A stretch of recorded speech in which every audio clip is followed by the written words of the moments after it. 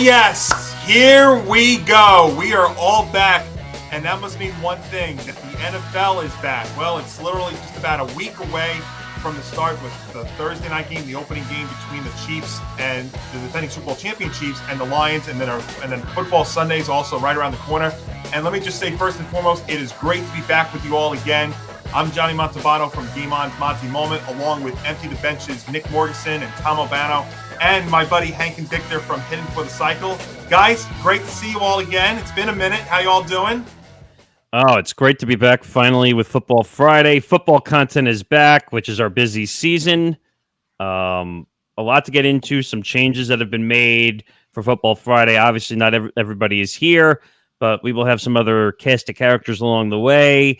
We'll have some gambling content along the way, even though we pick the games by the spreads anyway, but we will have a gambling feature on top.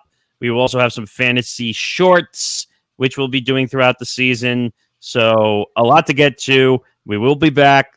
We will be on Fridays at noon Eastern time. That is the plan now.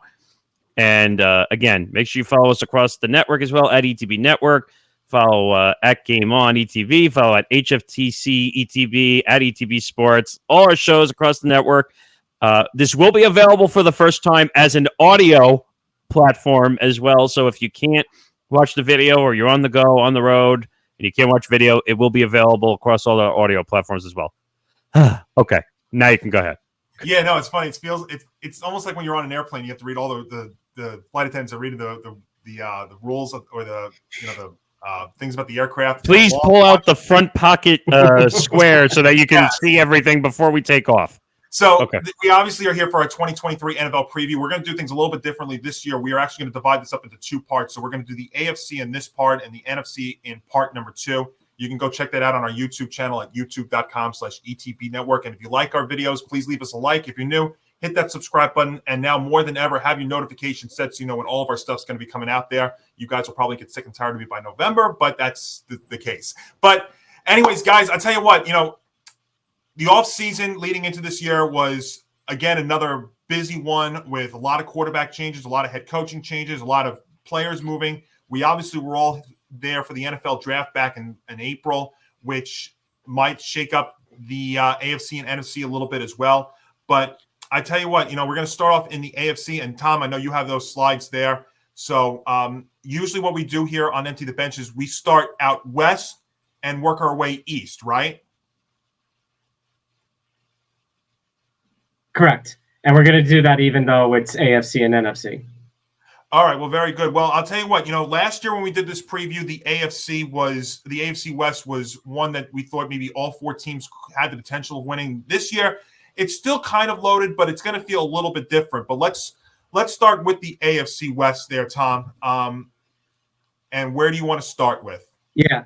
Actually, Johnny, before we get into any of that, sitting here currently as we're recording this, I don't know what sort of intro Nick has planned, but I decided to come up with something a little special myself to get us ready for this. So if you don't mind, Nick Morgasen, could you hit that video that's our intro, or the intro that I made at least?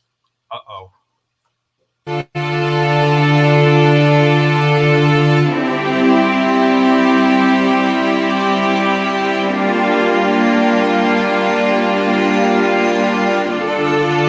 It is the dawn of a new season. Gather round as we dive into the realm of power, prestige, and the electrifying world known as football.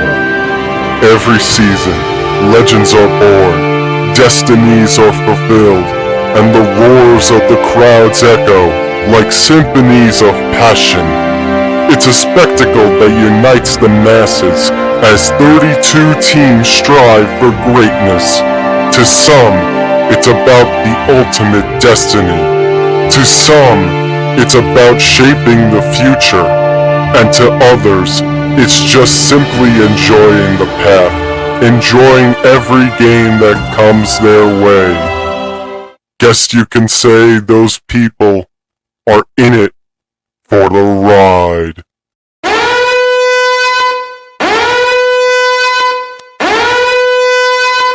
Broncos country, Broncos country, Broncos country, let's rock. Broncos country, Broncos country, Broncos country, let's rock. Broncos country, Broncos country, Broncos country, Broncos country, let's rock.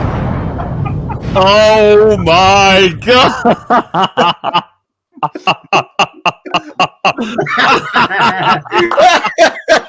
You're welcome. We have waited 8 long months. Wait a minute.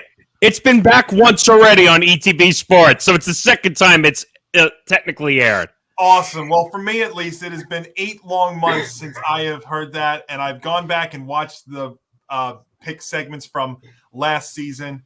Dying to get to that. Oh my gosh, that every year, every week it gets better than the last one, and that's an all-timer right there, Tom. I mean, that is just my gosh, absolutely amazing. Well, this AFC West does have the Denver Broncos in it yet again. Obviously, the defending Super Bowl champion Chiefs. They've got the Broncos with now new head coach Sean Payton, which is going to be an interesting thing because when we were talking about the Broncos last year, one of the big things we were bringing up a lot was Nathaniel Hackett, and as Hank would say, and I think I remember how you said this, Hank, the emphasis on the last 4 letters of the first 4 letters of his last name, right?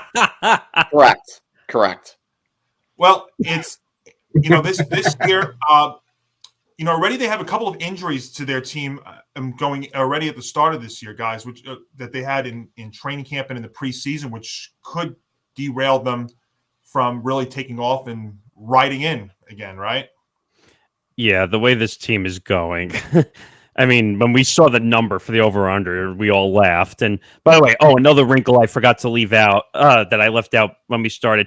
Last year, we used a website called covers.com last year. This year, we are actually using the DraftKings Sportsbook to get all the lines this year. So if you want to follow along with us, DraftKings Sportsbook, that's where we're getting all the lines this year. So just so we're all in the right place when we know where we're heading to. Sure. And I just want to say, just looking at this team, I mean, losing the pieces like Chase Edmonds, Latavius Murray, Mike Boone, I thought some of them could have performed, better than they actually did last season. I will give them credit for adding Samaj Perrine and beefing up their offensive line with Mike McGlinchey and Ben Powers, Kyle Fuller as well. I just think the real issue with this team, first of all, is a lot of underperformance, and I don't know what these couple of additions are going to do to change anything. And then secondly, I think it's just a matter of, can Sean Payton turn Russell Wilson around? And I don't know if he can. And really, I mean, if Russell Wilson is on the downturn, I got a feeling a few of us think he's on, this is going to be a long road back up for Denver. Yeah. It's one of those teams where I think all the lines, by the way, are overhyping even the horrible teams, the shitty teams. They're making them look way better than they are on the lines. And when we saw, and we'll get into the number in a second, but just looking at this team, I think Johnny said it best before we started. The number is heavily weighted on the shoulders of Sean Payton by far. Yeah, I think that's the big thing here. I remember I brought this up a lot last year, and I might be bringing it up again this year, is coaching was going to take down some teams last year. And I think Hackett was part of the reason why the Broncos, fell as much as they did. I think it's going to happen with a couple of teams again this year. But, yeah, it's just – I think they've got the possibility of making some noise. But the other question mark, too, guys, is the division. It's still got the reigning Super Bowl champions. It's still got the Chargers, who we're going to get to, do have Justin Herbert. They've got a Raiders team who I think can be sneaky, but the division is very challenging. Yeah, I don't think you cannot. It's not realistic that all 4 teams in this division could be that good. Yeah, I mean, the Broncos are still the worst in this division, and to be really honest with you, you bring up Sean Payton, Johnny. I think the other storyline we're leaving out here is, I mean, you brought up Nathaniel Hackett and Sean Payton, and the big storyline we're leaving out here is the comments that Sean Payton made during this offseason where he basically trashed Nathaniel Hackett. Now, was he wrong? No, Nathaniel Hackett wasn't a great coach, and now he's a coordinator over with the Jets because of his connection with Aaron Rodgers. But considering Sean Payton's reputation and those kinds of comments, I think he's put himself and his team now in a put up or shut up situation where they got to make some noise. And I mean, here's the thing, with how the comments he made those kinds of comments, like let's say the Jets fall short of expectations and they're basically a 500 team, 8 or 9 wins. What if the Broncos are still only a 4 or 5 win team?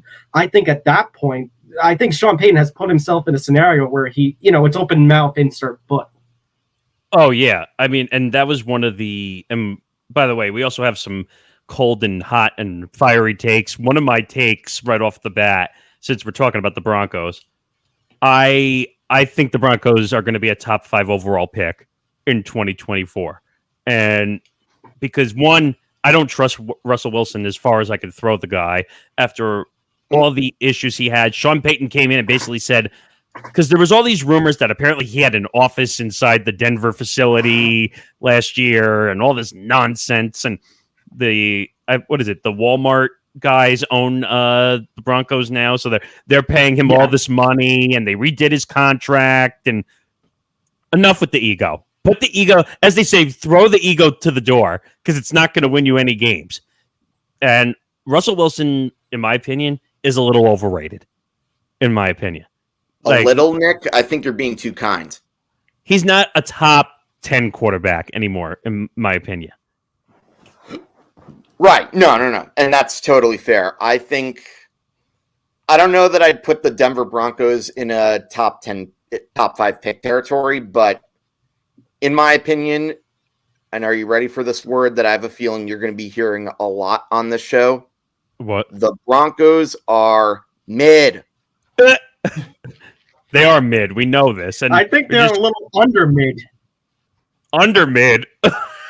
I'm thinking right. I'm actually thinking right in between both of you, Nick and Hank. I think they're probably more like bottom 10 this year. I will say there's one other thing with the Broncos that I have concern about already, and is that they've got 2 injuries already going into the season with wide receivers. Tim Patrick for the 2nd straight year out for the season. He suffered an Achilles injury. And also Jerry Jeudy got hurt. He's expected to miss several weeks with what is described as a moderate hamstring injury. He got carted off during the preseason. Yeah, and originally that could have been a torn ACL too, but this was on August 24th, so last week he suffered an injury, and they're reporting that he's expected to miss, quote-unquote, several weeks with that. So 2 weapons on the receiving side taken out from Russell Wilson. And can I say I was surprised about that? And that's been a thing with this Broncos team. Oh, go ahead, Tom. And that's been a thing with this Broncos team is just the wide receiver core has had its share of injuries with the likes of Jeudy and Patrick, and Cortland Sutton has spent time on the IR previously too. And I like Cortland Sutton, but it can't be a one-man. It can't be a one quarterback to one wide receiver machine with Denver. No. And like I said, I'm very surprised that Peyton chose the Denver job when he could have had any other job in this league. As much as Sean is an egomaniac, and obviously we can't forget the Bounty Gate stuff and all that stuff that went on with him. But you chose about that. He also had a cushy desk job at Fox Sports. You know what? As much as those guys like working at Fox, you want to coach. That's what they're there to do. But I mean, I think we should just get into the number because the number is kind of insane. So the Broncos number was what? It's over under 8.5. And I think we all laughed at that number when we saw that it was 8.5. Well, the first thing I thought about when I saw that number, guys, was so they think that Sean Payton can give them 3 or 4 more wins. And I think that can happen, but I don't even think it's that. I just think the division's still too challenging. I think the whole conference, and we're going to be saying that about a few teams here in the AFC, is going to give a challenge to some teams. So if you want me to take this one first, I heard that 8.5. What did you say, Tom? Sorry, Johnny. Go ahead. No, I was just going to say, so I think Peyton can give the Broncos a few more wins, but I don't think he takes them over 500. And there's too many injuries on the team. There's still too many question marks. I don't know if Russell Wilson can bounce back. Now, last year he came to Denver off of the thumb injury, and also it was an entirely new conference going from the NFC West to the AFC West. I think maybe they can get a win or two more compared to last year, but I don't think they go over that 8.5. And actually, I'll give you my coldest bold take, because we do divide this into 4 categories, because it does involve one Denver Broncos. This is actually my warm take, and it's Broncos country. Let's ride. Not, because to me, they're going to still finish in last place this year in the AFC West. Yeah, I mean, and honestly, Johnny, I heard that 8.5 number, and all I could think of was just what? Tom, I have another line for you when I saw that. Vegas. I'm sorry. What? I think he's going to be saying that a few times here today. No, you know what I heard when I heard that number.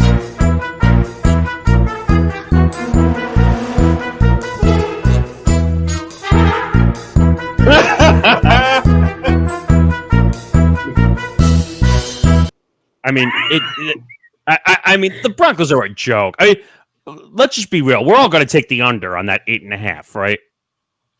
I am. Yeah. Okay.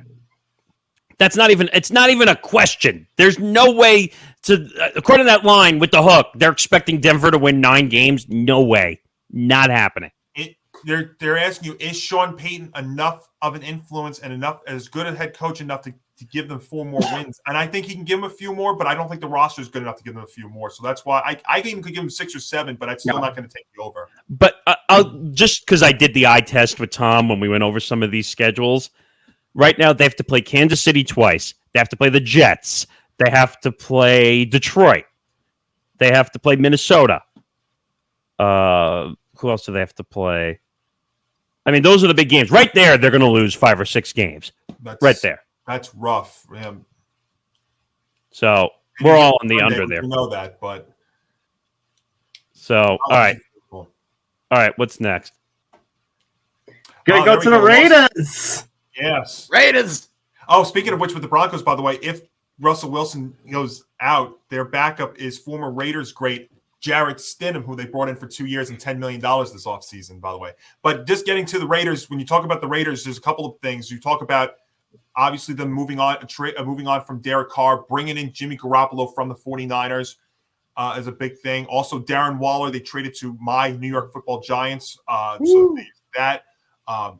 But you can see who they added and departed. Also, maybe you could also say a big addition, too, was just before the start, they were able to sign Josh Jacobs, the running back. He was holding out, and he ended up signing a 1-year deal. That's a big thing this offseason, too, is the whole running back thing. You look at their draft selections, Tyree Wilson, the defensive end from Texas Tech, who was injured when they drafted him in the first round. I like Michael Mayer, my tight end from Notre Dame. I think he's going to be a good addition there. I don't think he's as good as Darren Waller, but he's going to be a solid addition. But, guys, to me with the Raiders, again, almost like we were talking about with the Broncos, head coach Josh McDaniels, not a fan of him. Also, the division, I think it's a struggle. Now, I like Jimmy G, but his health is a big question mark. Yeah, I mean, the Raiders are a tough team. I mean, I'm not a fan of Garoppolo. Garoppolo's been injured. Didn't he have a contract stipulation that if he didn't pass the physical, his contract was essentially void? Yeah. Yes. Yeah, there was that big thing I was talking about a short time ago. Yeah. Oh, man. But, I mean, yeah, Garoppolo is just one of those guys that, in my opinion, is an overrated quarterback and really has not proven anything.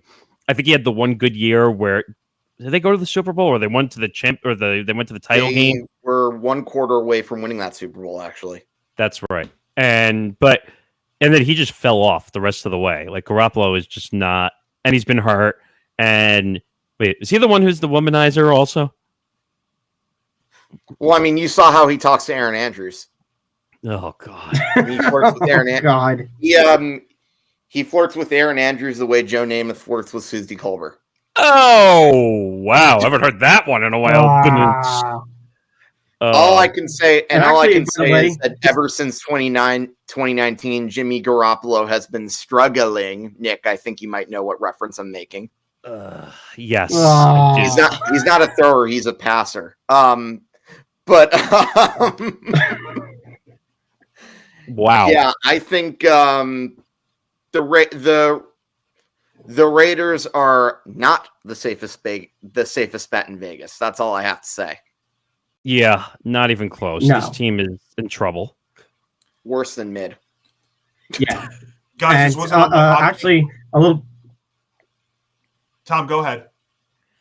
Okay, sorry, but a little bit of breaking news that just updated, by the way, because we were talking about the Broncos. That tight end that they have, Albert Oku, they just cut him. Wow. Well, yeah, you're going to start seeing. We're doing this while cuts are happening this week for sure. We're going to see some names there. This wasn't on my hot takes list, but Josh McDaniels to me is a coach that could be in the hot seat during this season.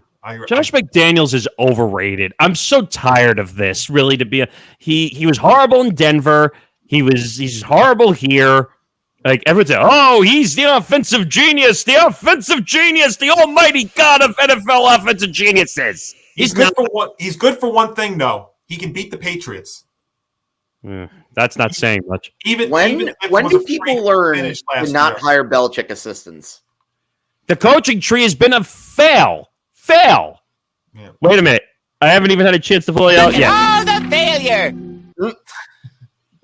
Failure with a capital F. So what are we looking at as their over-under this year, Nick? I think it's 6.5. Yeah, 6.5. There's a lot of those this year. We were talking about it before we started recording today about these over-unders. There's some that you feel confident about. I think we were confident about the Broncos. The Raiders here it's a tough call. Well, I'll throw you a few games. They're big games. So Buffalo, Pittsburgh, which I think is going to be a sneaky team, Jets and Giants, Miami, KC twice, Miami. I think 6 or 7 wins is basically like I think Vegas has it right. I think that's around the mark that they're going to get, which is basically what they were last year. Yeah, I don't see really that much improvement with them. I mean, yeah, I don't either. Is Garoppolo an upgrade over Derek Carr? I don't know. No, hell no, it's not. No. It's like a poor man's version of Derek Carr, if anything. Here's my question, guys. It's the question that, has been thrown around as a joke. And you know what? Just because Jimmy Garoppolo, you mentioned his injury proneness and such. So the Raiders' new minority owner is Tom Brady. Yes. You don't think in a scenario where Jimmy G gets hurt, TB12 comes out of retirement again? No, because they'll go to Brian Hoyer. Really, they're going to go to Brian Hoyer when they have Tom Brady in the ownership box. Yes, a Brian Hoyer special. The funniness to me is that they have 2 former TB12 backups in Brian Hoyer and Jimmy G. Yeah. Good and Lord. They've got a Patriots head coach. So, in other words, the Raiders have essentially become a New England Patriots Chinese knockoff. Well, if I said the Denver Broncos are going to be the worst team though in this division, then I've got to take the Raiders slightly at about 6 or 7 wins here. So that's crazy. Yeah, that's a tough call. 6.5. It's actually they got it right on the money, literally. I don't know. I'm going to give them 7, so I'll take the slight. Oh well. I can't take the over on this. This team, I can't take the over, guys. You're right. I got to go under, and they'll still finish in last, or maybe they'll both finish in the same record, and somehow they'll win the tiebreaker over them. So, all right, everybody else who's. I feel like taking the over would be a mystery box under. Yeah, we'll take the unders on. Wow, we're all in agreement. I'll so take far. an under 2. Okay, all in agreement. All right, so we get to the Chargers next, who we all know last year finished 10-7, lost to the Jaguars in the AFC wildcard game that Saturday night when they had a huge lead and blew that. And their big thing this offseason was they did re-sign Justin Herbert. Big contract, was like 5 years, $235 million, something like that. But Yeah. not really much of a change with this team from last year to this year. I still think they got the talent to win some games. Again, the problem's and I'm going to sound like a broken record. Tom, just 1 second. I'm going to sound like a broken record here. Big problem the Chargers have this year, the coach. And they were very, very defensive about Brandon Staley at the end of last season. And I understand that, but Staley has made so many questionable decisions with this organization. He's cost them games. It's very hard for me to feel confident about them. I mean, I think they'll be good, but I still don't think they get over the hump. Go ahead, Tom. All right. Well, since you brought up Brandon Staley, their head coach, it's already time for my fiery hot take of the season.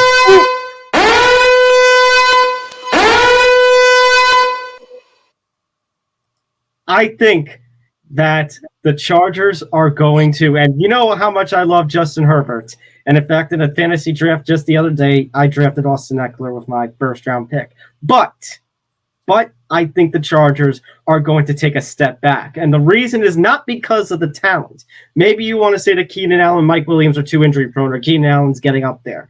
Yes, but it's not for a lack of talent. I mean, I like their add-ons. They have a lot of departures. But to me, as you said, Johnny, the biggest problem is the head coach. There is no reason after he made that dumb decision. You know, they were playing in the 4:25 window of Week 18, and because of the scenarios in the 1 o'clock window, they didn't have to play their starters. They could have made the last-minute decision to bench guys like Herbert and Eckler, and for whatever reason, he decided to play them.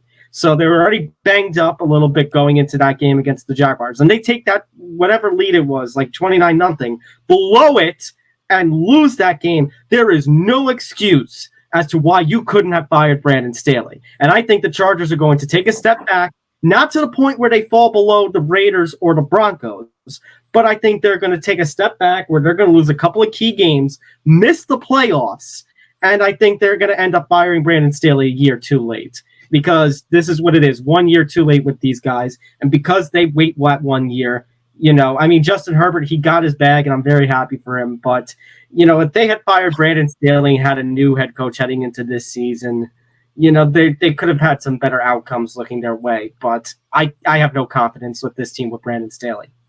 Well, Brandon Staley's been a disappointment over the last couple of years, period. This team could have gone a lot further than they did. Also, you have the issues with Keenan Allen, which was a whole nother thing, but like that was a whole different issue. But I just think, first of all, I think Herbert is not a leader, in my opinion. I don't think Herbert can lead a team. I think he's a good quarterback. He's going to give you yards. He's going to give you touchdowns, but he's not the type. He's not a Patrick Mahomes. Dare I say he's not an Aaron Rodgers, which I think I almost hocked one up when I said that. But oh, Jesus. But he's not a leader.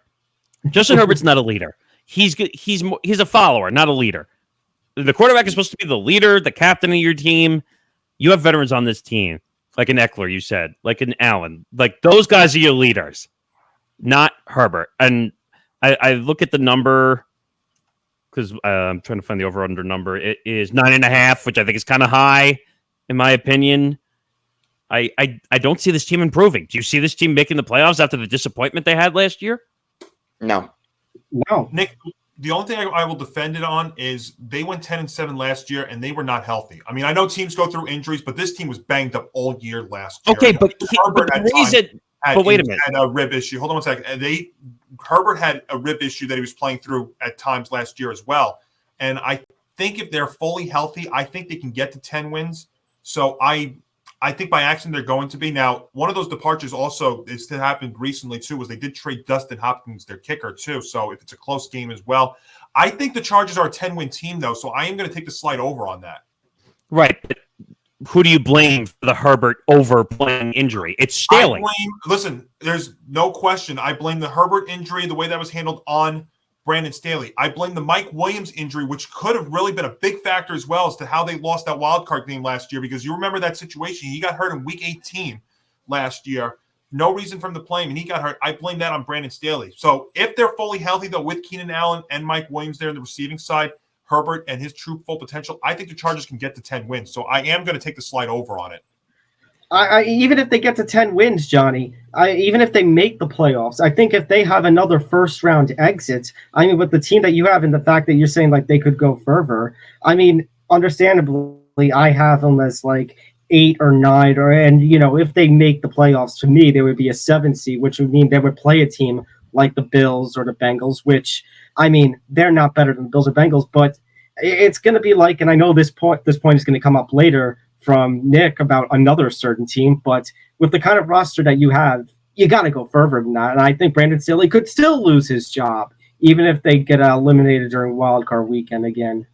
If they don't win a playoff game, he's fired. Tom, I'm just going to put that out there. They could win 9 or 10 games this year and still not make the wild card, because we're going to talk about it as well. The AFC East, I think, is much more loaded than in years past. So you could be getting 1 or 2 wild card teams just out of there. And there's also 2 teams in the AFC North that we're going to be talking about, too, that I think have playoff potential. So this might be a year, even though it still could be potentially a good division in the AFC West, that you only are going to get the division winner out of that. And I think we're all in agreement on who that's going to be. There's a lot of pressure. I think Staley's seat is the hottest seat in the coaching realm this year, in my opinion, because everyone says they're supposed to be a great team. They're supposed to be a great team. Herbert's supposed to be the guy. They have all this offensive talent. Eckler's been a great running back, even though he disputes his contract nonstop. But they got to win. We talk about it. We talk about it in baseball with Aaron Boone and the Yankees, like how he's been totally a misfit and he's got to be on the hot seat. It's the same thing for Staley. Staley is supposed to have great teams, and if he doesn't do it, he's going to be out. I don't even think 1-round victory in the playoffs is enough. If he only wins 1 game and they don't go further, I think he's got to go 2. So I'm taking the under. I don't think they win 10 games this year. Well, given how strong the North and the East are going to be, maybe it is 9 wins, even with full potential. So you know what? What was the over-under again on it? 9.5. Oh, see, I thought you said 10.5. I'm sorry. Then give me the under on. Give me the under. It's going to be like a 9-win team just because of the entire conference. So, well, I'll give you a few teams. Right. They play Miami, Minnesota. They play Kansas City, the Jets, Detroit. Like Kansas City twice. They play Buffalo. They play Baltimore. Tell you what, though, also, I am not as high in the Chargers defense as I was last year. I was going into the season. This year, I don't think, and I think it's because of the coach. I think the defense takes a step back, and that could ultimately also cost them a game or 2. And you're going up against those teams that you just mentioned who have very strong offenses, going to be a problem. They're an offensive-minded team. That's really what they are. Hank, did you say what you were at? No. Oh, yeah. No, there's no question that I'm under. Like, the Chargers, I think, are definitely overrated. And and I don't know how you cover with that game that happened a year ago. And I don't know how you bring back a coach like that after all that. So, and Tom, what was your number? Were you over or under? I'm going to go under. I think they're 9. I agree with Johnny. All right. And then we get to the defending Super Bowl champion Kansas City Chiefs. And, guys, I mean, there's not much really to mention with them because, last year they made a lot of changes and there was a lot of question marks with them, especially on defense. And you know what? Mahomes put together another unbelievable season with really what looked like going into this year, last year, his worst team. And he still, look what he did. Still got them to 14-3, got to another Super Bowl, won it against what was a great team there in Philadelphia. I'll tell you what, even if they drop to 12-5 this year and they get in, I mean, how do you go against Mahomes and Andy Reid? You can't. And even with the departures, look, I mean, that's an interesting couple of receivers that they lost. McCole Hardman to your Jets, Nick, which I can say, by the way, and we'll get to that. Juju Smith-Schuster went to New England, which I thought was a very interesting move as well. So a couple of departures there, but you know what? I mean, the Chiefs lose guys, and yet they still find a way. Even a 12-5 record for Kansas City this year is still good enough for me. So, I mean, there's really not much else that needs to be added to them. Yeah. I mean, this team is going to be great. This team's going to be a top team. Mahomes and Reed, I think, are going to become the next dynasty. I know that's a pretty hot take right off the bat. Not the hottest take I had or on my list, but I think Mahomes and Reed alone are just, he makes the team go. Like we talk about how Tom Brady, when he led a team, he can make anybody better.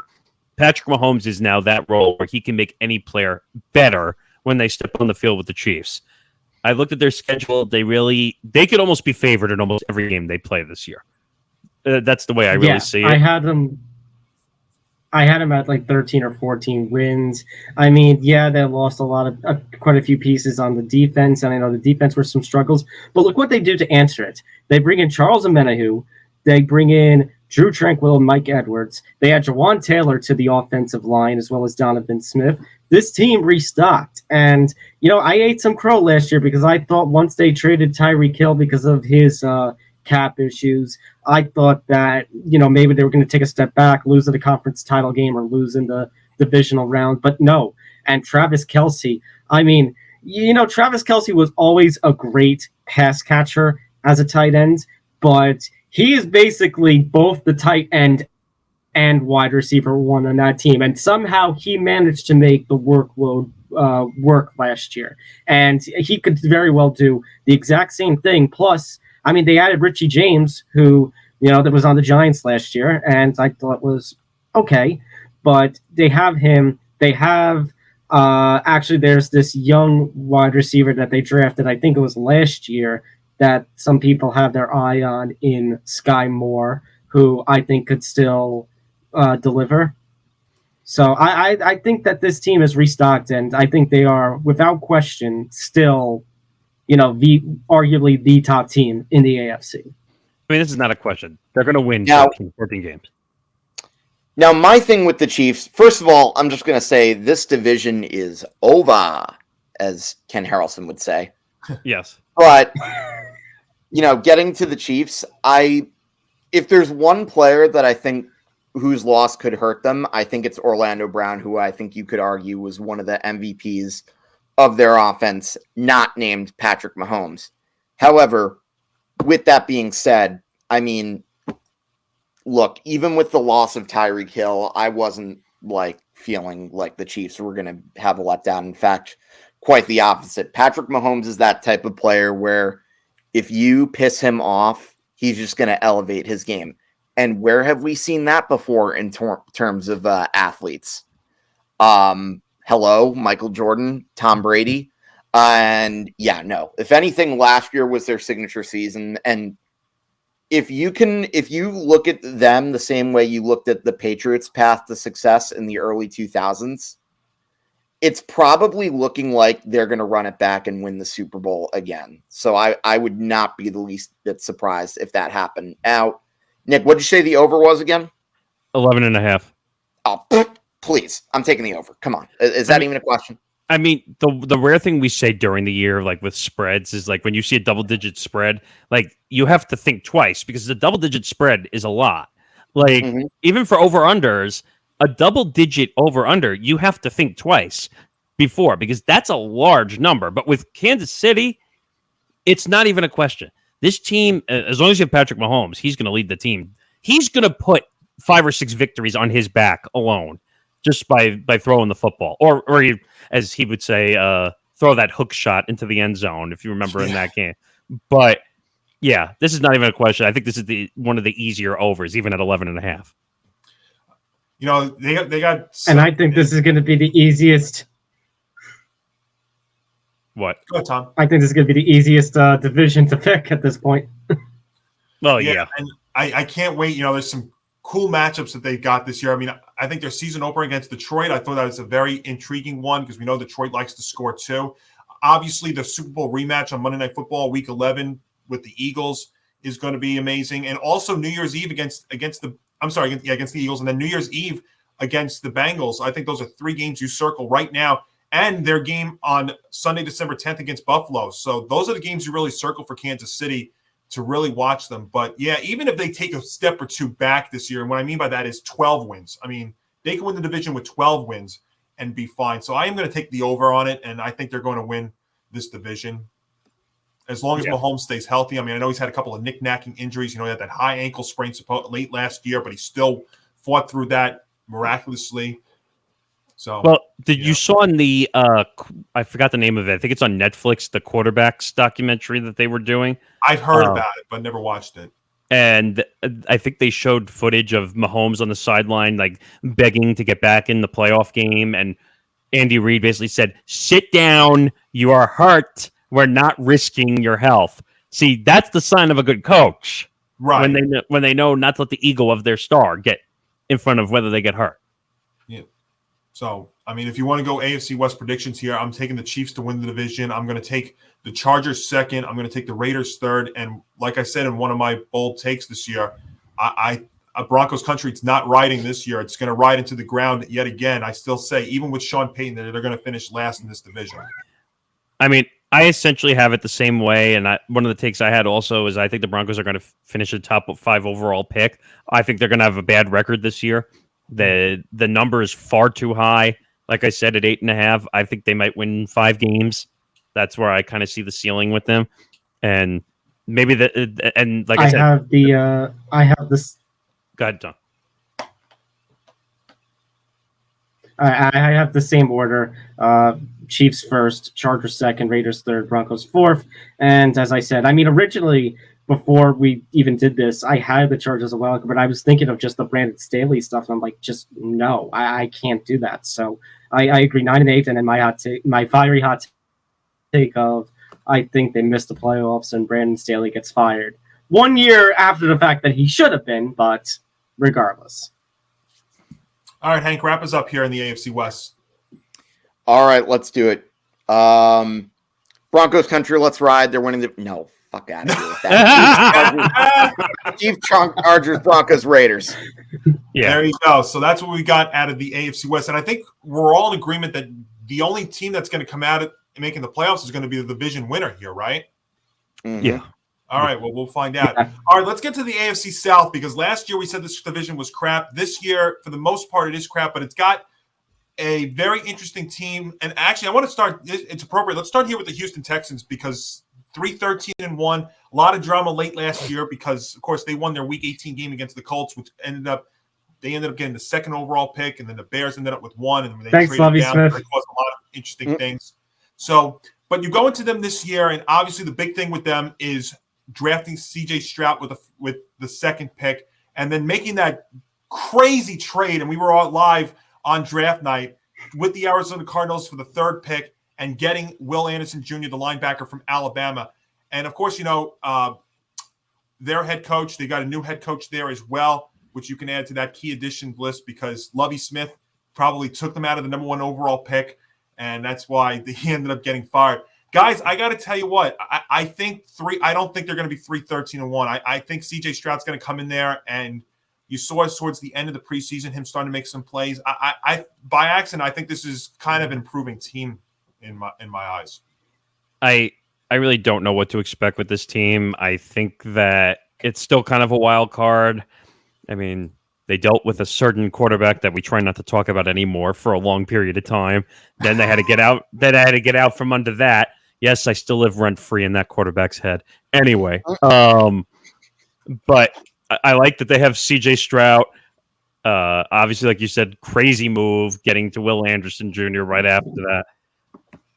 6.5 is their number. Do I think it's possible? Yes. Do I think it's going to happen? I don't know. Texans football has been brutal for, 5-6 years now? I mean, go ahead, Tom. No, I was doing the 4 and 5. I said they're going to be a 4 or 5 win team. Yeah, so I mean, there's not much to really say about this team. I mean, they had a lot of additions, they had a lot of departures, a lot of veterans out the window. I think this is going to be an under. I think they're going to win 5 games. Hank, what you got? Okay, again, remind me of the over-under. 6.5. 6.5, yeah. I'm going to go slightly under. I don't really trust them all that much, but would I be surprised if I get this wrong? Not really. You never know what a new quarterback can do. I tell you what, guys, the other name in that I list, think it's just a matter of. sorry, Tom. Go for I it. think it's just a matter of they got to have just the youth. You know, like they got Stroud and Anderson. I think they'll take strides this season, but at the same time, I think it's a matter of, you know, just, okay, 4 or 5 wins and then probably get another high draft pick next year and just continue to develop through the draft. That's at this point the Texans' best interest. Well, did they have their first round pick next year? Did they trade that as part of the Cardinal trade? I'm not 100% sure. I want to say also one thing about the draft also. That 6th round receiver they got, Xavier Hutchinson, very quietly, that might be a steal there in the 6th round. He was actually one of the better wide receivers, especially if you look at the PFF receiving grade. I think he potentially could be a steal there. I think this offense is actually going to be kind of an improvement this year. Look at all the receivers they brought in. Yes, Tom? Johnny, you are correct, actually. Next year, because of the trade with Arizona, Arizona has their pick too. So there's a chance Arizona, I mean, we'll get to Arizona. We talk about the NFC, but they could have like 2 top 5 picks next year. I got to tell you, I don't think the Texans, though, are going to be a bottom 5 team. I think they're going to be better. I think they're going to be better than 3-13-1. I think Stroud's going to help them out a little bit. I like, Devin Singletary out of the backfield too. I think this offense improves. Now, the tricky thing, though, is picking the over-under number. Because it's 6.5. It's like, I almost could see their potential, their ceiling being 7. And I like Robert Woods. I mean, definitely look at those additions on offense. I mean, if they're all there together, I think that offense can definitely be an improvement. But it is also the AFC South. I got to look at their schedule here too. I have it. All right, so give me some of their teams that they're playing. Baltimore, Jacksonville. They'll split against Jacksonville. Let's see. The Jets, Tennessee, which even though like they're going to be down, I think that's a sneaky team. Atlanta, New Orleans, Cincy. I don't know. I don't see them winning 7 games. They do have a lot of bad teams on their schedule. I think 6 is their ceiling in my eyes. But see, here's the thing. I look at that division too. I don't like Tennessee, and I think Indy's the worst team in that division. So I think Houston actually is the second best team in that AFC South. I'm going to say they're a 7-win team. They're ceiling 7. I don't want to spoil it, but I think they've got the defensive player of the year potential on that team. Even you could say potentially the offensive player of the year on that team. I am taking the Houston Texans 7 wins this year. So give me the slight over. They'll be in second in that division. Okay. You had the under, right? I had the under as well. I mean, Johnny, I'll give you a small road before we go to the Colts. Yeah. So they play the Colts twice. Right. They play Cleveland once. They play Denver. They play Arizona. So there is a road possible to 7 games. And they will probably split against Jacksonville because they always give the Jaguars fits. So there is a road. It's going to be better. Their coach is the former 49er guy, right? Which team? The Texans? So, I mean, I think there's a road to it, guys. I really do. We'll see. All right, who we got? Let's go to the Indianapolis Colts, who it's been a lot of stories with the Colts. Right now as we're doing this recording, we don't know the status of Jonathan Taylor, what's going to happen with him. Obviously, we know big deal. They drafted Anthony Richardson from Florida with their first overall pick. Guys, to me, there's not much like with Indy this year. I know Anthony Richardson had a great combine, and that's what really elevated his stock in the draft this year. But I don't know what Shane Stetson's going to do there in his first year in Indy. 4-12-1 was their record last year. I think they're a 4-win team this year again. I don't know if they make a lot of improvement, any strides at all. Nick, the over-under on them is what? 6.5. Oh, I'm taking the under. I think this is one of the easiest unders on the list. It's more favorable, yeah. Well, hold on, guys. Because we're forgetting the main story at this point. So it's time to do a little fourth wall breaking. So we are recording this on Tuesday morning, about to head into the afternoon. As of this moment that we are talking, we have no true update. The day we're recording this is the deadline that the Colts have given to Jonathan Taylor to seek a trade partner for a potential deal, because we and Nick and I have talked about this on ETB Sports, the feud between Jonathan Taylor and Colts owner Jim Irsay. And Jonathan Taylor supposedly has some sort of injury, which is placing him on, I think it was a PUP list, and they're all just talking about maybe they go to the NFI list or something. Basically trying to hold him out, because either to bring down his trade value or to basically force him into playing for them. Otherwise, he doesn't get paid. So there's all this bitter. The point is, there's all this bitter feuding between these two sides. And at this point that we're recording, we have no idea if Jonathan Taylor is going to be back. And honestly, if we're talking about improvements, even if it's just a 5 or 6 wins, guys, I think Jonathan Taylor can be a key difference in that, because without him, yeah, they could just be a 4-win team even with him, but without him, I mean, they could look at 3 wins is not that improbable without a guy like JT, because we can talk about the running back values all we want with this crazy offseason with the running backs basically rioting, but the difference I find with the Colts is that Jonathan Taylor's the best player on that team. Without him, we don't know what we have in Anthony Richardson. I agree. I think Anthony Richardson's a little overrated, but I mean, what are you going to have with your, a young quarterback, young wide receiver core? Without JT, that team is basically nothing. It's a nothing team. And by the way, Tom and I joked about this for the last couple of years with the Colts, that they keep bringing in veteran quarterbacks because they think that's the answer, because they're only a veteran quarterback away. Look what happened. They had Nick Foles and Matt Ryan, and I think before that they had Phillip Rivers, and they brought him in. I mean, they got to stop. I'm finally happy that the Colts went and drafted for the long term when it came with their quarterback situation. It's not going to make them better this year. It's going to take a good 2 to 3 years before you see anything with the Colts and they build anything. But the Jonathan Taylor situation is drama with a capital D. Yeah. And even if he's not traded, he's going to be a disgruntled running back inside the Colts organization. So I just don't see them getting above the 4 wins. So I this is an easy under.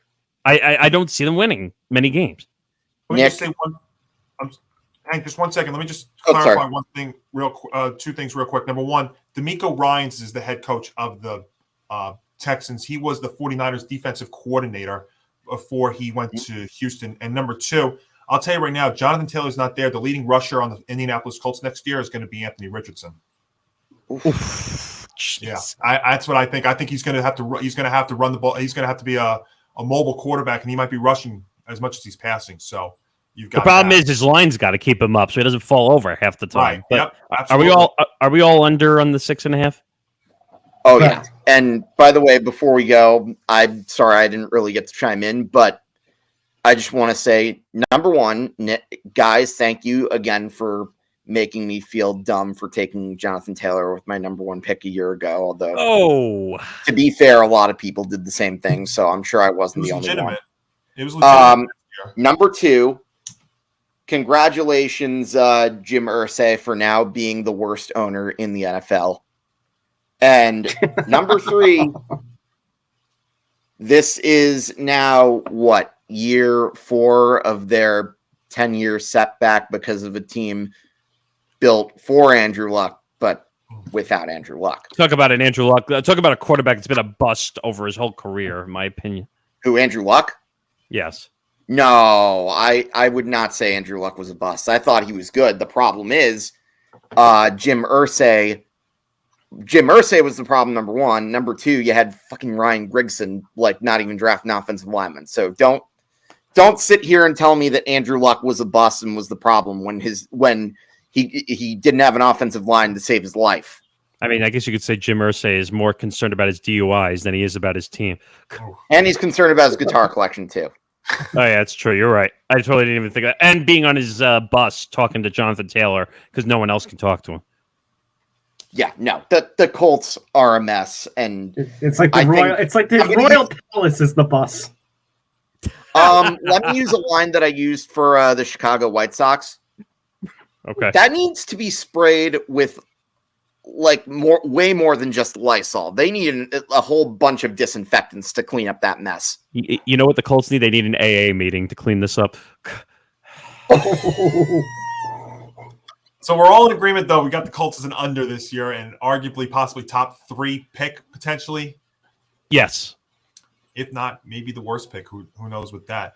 All right, let's see who's next here on this list. And that would be the Tennessee Titans, who went 7-10 last year. Oh. Peter Skoronsky, they drafted from Northwestern with the first pick. Quarterback Will Levis, who I know Nick loves talking about, him and his Mayo. So, as Nick tries to hold down his breakfast. So Will Levis, who apparently is going to be the backup to start this year. Guys, the Titans, to me, is there anything that really sticks out? Did they really improve this offseason? No. I don't think they did. And so, I mean, and by the way, because I was muted, so you didn't hear what I said. But by the way, hot take, mayo is the worst condiment in the history of the world. And number 2, don't put it in coffee. You grossed me out during the draft. And I knew about that because I followed him a lot when he was in school, and that was a thing they brought up a lot in the broadcasts. And by the way, Will Levis will not survive in this league. I'm putting that out there now. Well, so he's backing up, I believe, and he'd be backing up Ryan Tannehill. I'll tell you what, that offensive line for the Tennessee Titans did not improve this offseason. I mean, so I don't think they make much improvement off that 7-10 mark. I think they could even take a step back in terms of the win-loss record this year. The over/under on Tennessee is 7.5. I'm taking them as an under, guys, and I think they're actually the 3rd best team in this division. So I take them as an under. You take them as an under, okay? I take them as an under. I mean, I think that they are a 7-win team at best. At best, I think they remain the same. And actually, I'm an idiot because I forgot to put DeAndre Hopkins on the key additions list. But even then, I think DeAndre Hopkins is a shell of his former self. Honestly, I think he'll help the team. I think he can be a good receiver for Ryan Tannehill. But I think he's a shell of his former self. I think some of the additions they had to their defense are okay. I think that TJ Spears is going to be somebody to keep an eye out on potentially as a breakout, but I just don't see this team being any better than they were last year, and I think they could take a step back as a 6-11 team. Hank, what do you got? Yeah, I think that's a team that's definitely going to be on the decline, especially when you factor in their collapse from a year ago. What's his name? The GM that got fired a year ago while they were still in first place? John Robinson. John Robinson, yeah. Yeah, I think it's going to be maybe a few years before they really can fully clean up the mess that he made. So you think it's an under? Yep. Yeah, I mean, I see this as an under. I don't see this team really dramatically improving. I mean, is Tannehill still there? I don't even know. Yeah. Yes, he is still there. You're stuck with him. I think Tannehill. I think you're going to see Tannehill again at some point during the season. I just don't like he's the veteran presence. Even though I know they have Dobbs and I know they got Levis. Levis, I think, got way overvalued on draft boards, and that's why you didn't see him until the second round. Oh, is Dobbs gone? Oh, Dobbs is gone. Dobbs is gone. Yes. Oh, my mistake. Okay, they have Levis. I don't think Levis is going to pan out. I think Levis is not your typical quarterback. That's just how I see it. And I think Tannehill will be starting at some point when this team is in massive panic mode and they know that Will Levis doesn't work out. So Nick, I'm taking the under. So he's got 1 year left in Ryan Tannehill this year with the Titans. He's making 27. I think Tannehill's still starting. Yeah, he is still starting. Will Levis has not been named starter, but if that offensive line is going to be as atrocious as it pans out to be, and there could be an injury there, Will Levis might be seeing the field at some point this year. Right. And I think the thing with Will Levis was Will Levis had the potential to go in the first round last year, but it all goes back to that big shocking trade with the Texans at number 3, because we knew they weren't going to take a QB after getting CJ Stroud. So that ultimately is what threw boards off like crazy last year. Also, I think Derrick Henry is going to have a down year. I don't think he's going to have the same year. Because again, everyone has a motive of action when they go to play a game, and for them, it's handing it off to Derrick Henry 100 times a game, hoping he sets off for a long run and puts a TD. If I'm any defense playing the Titans, I would stack the box every single game and not let Derrick Henry touch the football. And I think that's what's going to happen. And I think they're going to lose quite a bit because they just don't have the options in the air to throw. Derrick Henry last year ran for less than 400 yards. I think it's going to be worse. That's just my opinion. I think it was hurt. I'm sorry. Let me take that back. Let me take that back. That was receiving. He ran for 1,538 last year. Now,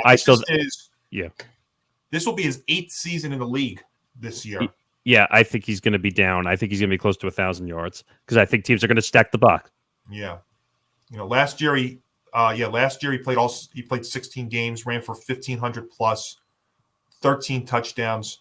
Had a down year in 21 because he only played 8. But I mean, he's had a lot of mileage on those legs. Yeah, because and nothing to hold him from being the aggressive guy. Like they're just gonna. I would just put 10 guys in the box if I could. That's what I would do. All right, Hank. I know you've been waiting for this. Your Jacksonville Jaguars here. Oh yes, my Jacksonville Jaguars. Now that's right. They went from 3-14 to 9-8 and hosting a playoff game last year and beating the Chargers. So I mean, Hank, I'll give you the floor here. What do you think about them going into this season? I think this could be the year that they take some big strides forward. Now, don't get me wrong. I'm not exactly in love with the drafting that they did, but I pretty much have them winning this division by default because, I mean, look, do you really have faith in the Texans? I mean, Texans could probably win a few more games, but no. I already told you why I think the Titans are pretty much in bad shape. They've pretty much been set back for a few years. The Colts, please don't make me laugh. Like I can have a laugh attack if you want to, but no. The Trevor Lawrence is going to continue to make strides, and I think he'll lead the Jaguars into the playoffs. But ultimately, I don't think they have enough to compete with, say, the Chiefs and the Bengals. So they'll probably win another playoff game or two, but it's another slow step for them. Well, I'll give you the number. So the number is 9.5. Do you think they win 10 games? Yes, I do. Okay, so you got the over. I agree with Hank. I think they are a 10-win team, and you know what? I think Trevor Lawrence, if he picks up where he left off last year, he can make the case to be an All-Pro next year. That's a heavy number. Like it's a real heavy number. I don't know. 9.5. Yeah, 9.5. Well, I mean, if there's 3 reasons why I would take that: 1, Trevor Lawrence; 2, they have the best coach in that division; and B, I think they have a potential for comeback player of the year on that team next season. I mean, I'm looking at their schedule. They play KC, they play Buffalo, they play San Francisco. That's going to be 3 tough games. I mean, I'm giving them 4-2 in the division, and maybe that's being generous. And then, I totally see that. I see 4-2 in the division. I see a 10-win team. I think the Jacksonville Jaguars are clear above and beyond everybody else in this division. Yeah. So I just think asking for 10 wins for a Jaguars team that really hasn't won double digits in a long time is a lot. It's crazy because they had a stretch where they actually did have one 10-win season, 10+ win season, but it was all sandwiched around 10 loss seasons before and after. That was the year where they made it to the AFC Championship game against the Patriots. But is that where the fluky play happened in that game? Also, I believe so. Yeah, but I think this team is really set up to do that because you got Trevor Lawrence, who if he builds off last year, I think Calvin Ridley, guys, has a chance to be comeback player of the year this year, at least a candidate for that. You also have one fluky thing about the Jaguars' schedule as well. They're playing back-to-back games in London and that's the first time that's happening in Right. the NFL. That's a great point, Nick. They are, I think, the first team to play consecutive games, not only in London, but I think overseas. Yeah, And that's consecutive because games there's both in 5 London, and I'll give you another. They don't get a week off after it. Yeah. No bye. No bye. That's right. So that's going to take its toll. I don't know. I don't see them winning 10 games. I think it's going to be just under. I think they could go 9-8 again. I really do. I think but that's going to win the division because the rest of the division is crap. So yeah. I think it's just under. Yeah, very very interesting. Second week of the season, they are home to the Chiefs. Very very interesting game. Tom, you had the over, right? Yes, I had them as a 10-win team. Okay. I tell you what, though, guys, it's interesting. They host the Chiefs, they host San Francisco, and that is coming off of a bye week. And San Fran's got to make that West Coast to East Coast East Coast travel. They are home to the Bengals, they are home to Baltimore, who you remember they beat them last year in crazy fashion because of a great coaching decision there by Peterson. So therefore, you can make the case their 4 most challenging games this year are all games that are going to be home. So they could steal a win or two against that, against those teams, and that could also be what propels them to 10 this year. Oh, and they're also home. Well, they are home to Buffalo, but that's one of the London games. But still, so those 5 games: Kansas City, Buffalo, San Francisco, Cincinnati, and Baltimore are all games that will not be played in those teams' buildings. That's going to be interesting. We'll see what happens. So as far as the AFC South goes, I think we're kind of in agreement here too. Taking the Jaguars to win the division, I think they're going to be the only team that makes the playoffs. But I think we're going to differ here. I am taking the Houston Texans to finish second. I'm going to take the Titans third and the Colts fourth. Yeah, Jaguars are going to win the division because, like I said, the division is such crap that the Jaguars are just going to win by default. I still think the Titans are a better team than the Texans, even though they're going to have issues, especially because they have the star running back. He'll win them 3-4 games alone. So I think the Titans finish second, Texans finish third. The Colts are going to be in the basement, but that's going to be for the next couple of years anyway. Hank? Yeah, give me Jaguars. Somebody has to finish in second, so let me do a coin flip. Okay, with there's 3 no teams coin, though? No, for second place. Wow. No, you know who my last place pick is. My okay, that's flip, fair. upon further review, Titans, just because I had to pick somebody. Jaguars, Titans, Texans, Colts. Okay. I am going to go Jaguars, Titans, and then I guess I'm going to go Texans, Colts as well, just because I have all those question marks about the Colts, especially with the Jonathan Taylor situation. And again, Jaguars are just head and shoulders above the rest of this division. They're the only legitimate team at this point. All right, so there you go. That's what we got there in the AFC South. And I think, again, we're also in agreement. Only one team is going to come out of this division making the playoffs. All right, let's go to the AFC North because I have a feeling that we might be starting to differ just a little bit here. And this division, another very interesting division. Obviously, let's start with the Cleveland Browns, who did finish 7-10 last year. Deshaun Watson did start the final, 5 games after his suspension last year. So you have a full year of Deshaun Watson now there in Cleveland. But you look at, I'm looking at these moves here, and a lot of interesting names on the departure side. Kareem Hunt, Jadeveon Clowney, Jacoby Brissett, who did a very solid job backing up and playing those games prior to the Watson suspension. It's tough because this division's got 2 very, very strong teams and a team that I think is still pretty good in the Pittsburgh Steelers. Nick, the over-under on Cleveland is what? I don't know. They had it as 9.5. I thought that was a little ridiculous.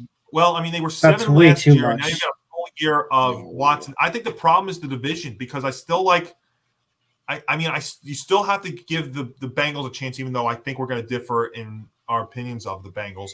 The Ravens, I think the Ravens are going to bounce back, and Pittsburgh is always, there.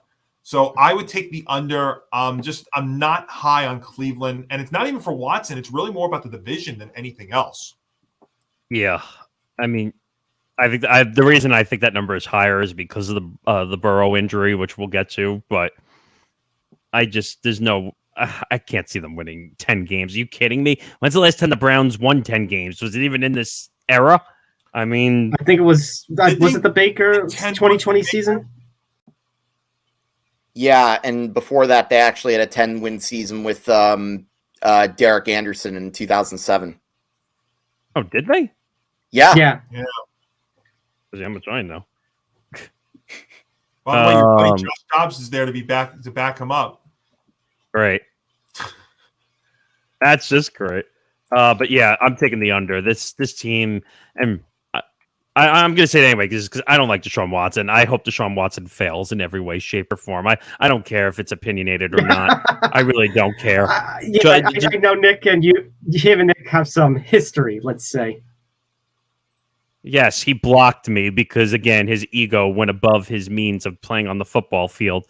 But, yeah, besides that, first of all, I think they should have kept Jacoby Brissett and actually paid him because he's pretty much kept this team afloat while they were dealing with a $300 million plus fully guaranteed contract with Deshaun Watson. And now he's finally back on the field and playing. Yeah, this is an under. This is an easy under. It might be the same record. It could be. It's kind of looking like that. It could be. And honestly, I think I'm going to be one where, as much as I laugh with Nick, I kind of agree that I think Deshaun Watson, we talked about the challenges of coming back from, he didn't play in 2021 because he had the dispute with the Texans. Then 22, he was suspended for most of the season because of the allegations. So we talked about the rust that he would have, and he did show rust. And there are some reports from camp that Deshaun he doesn't look, he can go back to some form from the 2010s, the pre-pandemic form where he actually looked okay. But I think it's going to be more along the lines of the 2019-2020 form, if anything. I don't know if we're going to see that, rookie year, second year in the league, Deshaun Watson, who was throwing bombs all over the place. And plus, I know they just got Elijah Moore. I think Amari Cooper's still there, Marquise Goodwin. I'm not a fan of that wide receiver core. I think it's decent, but it could be a lot stronger. And I don't know. And here's the thing. If we're talking about, Derrick Henry's going to have it down here. If we're talking about, Saquon and his injuries, Nick Chubb came into the league the same year as Saquon. Who's not to say that Nick Chubb finally slows down this year? Tom, is it a reach to say that maybe Nick Chubb is going to set a career high in receiving? They might have to do like those passes out of the backfield this year. You're talking about a run play option a lot with him. Yeah, I mean that's a play that the Giants usually actually utilize with Saquon pretty well, and that's the passes to the backfield. Maybe something like along those lines. I mean, like I said for Tennessee, like they should stack the box for Derrick Henry. If I'm defenses against the Browns, I would pressure Deshaun Watson every single time. I would send the kitchen each time to Deshaun Watson and force him to throw the football because he's so rusty that I don't think he can make those throws. I don't think he can make those deep throws. So I would send the defense on him every single time. I would send a blitz package like third, fourth down, like both times, and force him to throw. And I just think that's going to come back to bite them. So under. And speaking of the Browns, if you're talking about defenses, look for Myles Garrett there. He still has them on defense, and maybe his name could come up in some players of the year as well. So we're all taking the under on. Yeah. All right, let's. I'm definitely taking the under. I don't trust Deshaun Watson, and I, like you, Nick, hope that they crash and burn and fall flat on their face. Again, usually we try our best not to let our opinions take our actions, but Deshaun Watson deserves every bad thing to happen to him. All right, let's get to the Pittsburgh Steelers here, who rallied to finish above 500 yet again at 9-8. And guys, I tell you what, I mean, I actually like this Pittsburgh Steelers team. I just have one concern with them. It's the division. And I know I've been saying that a lot, but you're still in a division with the Ravens and the Bengals. I think it's going to be tough going. But I'm looking for Kenny Pickett to have a strong year. You know, he actually had a good year last year, minus the concussions. And to me, and I know we're going to get to this to the two. To me, they've got the defensive player of the year here on the Pittsburgh Steelers, and that's T.J. Watt. And you saw when he was out last year, when Kenny Pickett was out, how bad the Steelers looked. When those two were back in there, they were a completely different team. I mean, they are night and day with those two guys. But I Johnny, like how they built the roster. Yes, Tom. I'll actually add on to that in that I think they picked up, amazing pieces on both sides of the ball on the lines. You got Patrick Peterson, Landon Roberts, Cole Holcomb on the defensive side. On the offensive side, Isaac Seumalo and Nate Herbig on the offensive side. Actually, Shandon Sullivan on the defensive side as well. So they stacked up on both sides. And actually, I like some of their drafting that they did. I like the first-round pick of Roderick Jones to give more protection to Pickett. Joey Porter Jr., definitely somebody who I think could be one of the better picks of that second round. They also added Keanu Benton in that second round. I think they have done a decent job to make up for, some of the losses of like Terrell Summons, Devin Bush, and Miles Jack. I think that the Steelers definitely could run it back as another 9-8 season. I mean, I think the Steelers are a sneaky team, like an underrated team. Like, I think they're going to do a lot better than they have. Now, just got to be careful with Kenny Pickett and his concussion issues, because he had the same concussion issues as some other quarterbacks we know about. But in a division we'll talk about in a little bit. But yeah, if Kenny Pickett can stay healthy and stay on the field, like, this team will win games. They definitely are not a slouch team. Like, I know the last couple of years they were down in the dumps and they were trying to rebuild. But as long as Kenny Pickett can stay healthy, I think they can win 9 games. And the line for the Steelers this year is 8.5. So that's right over the number. So I could see them just going right over. So yeah, 9-8. They could run back 9-8 this year, especially with the roster that they have. And Tom made a great point about Broderick Jones, who they traded up to get. Joey Porter Jr., nice cornerback there in the second round. I think 9 wins, especially with the roster that they have, is definitely doable. So, and of course, Mike Tomlin coaching. Yeah, I'm going to say 9. I'm going to give him a 9. I'm going to give him another winning season there in Pittsburgh. Hank? Yeah, I would definitely agree. I think with another year under his belt, I think Kenny Pickett will definitely thrive in the system of the Steelers. And if we're going to assume that TJ Watt is going to be healthy, I think they're extremely underrated in that division. I'm going to definitely take the over for them. All right, so we're all on the over there. Yes, absolutely. All right. So... I also, by the way, really love how the way they drafted. I mean, my buddy Dom calls the GM Omar the con artist, and for good reason. Yeah. All right, let's get to the Baltimore Ravens here, because when you think of the Ravens, the first things we've been talking about them has been with one Lamar Jackson, and we know the big extension that he signed just prior to the draft. But bringing in Odell Beckham, bringing in Nelson Aguilar, drafting Zay Flowers on the receiving side. Guys, to me, this team, yes, Tom. All right. So, actually, Johnny, finish your thought and I'll go. Oh, yeah. I was just going to say, when it comes to the Ravens, to me, guys, it comes down to how healthy is Lamar Jackson. Because to me, if he's healthy, if he plays this full year, I think he is going to bounce back in a big way and almost give like a middle finger towards some of us who really were doubting him. I got to tell you, I think this Ravens team could be – it's crazy to say this. I think they could be explosive offensively this year. I think they've got that kind of potential. If, of course, it's all about Lamar Jackson, and we'll see. I think, though, they have the potential to do that. Harbaugh there, he needs a great season as much as anybody there in Baltimore. And I think also with some question marks that you got out of Cincinnati with the health of Joe Burrow and some of their moves, to me, there is signs there that the Ravens can bounce back and win this division. They won 10 games last year and at times didn't look that great. Nick, I'm very curious. What's the over-under in Baltimore? I think this is kind of a ridiculous number, but 10.5. 11 wins is not a reach.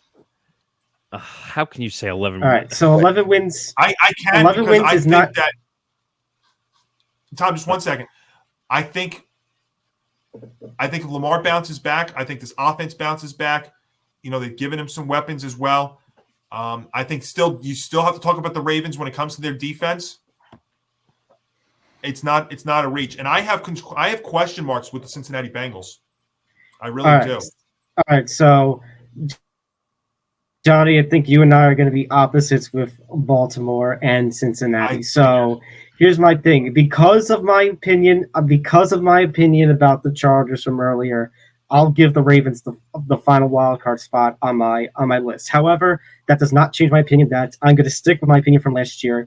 And once again, I'm going to have the Ravens as my most overrated team.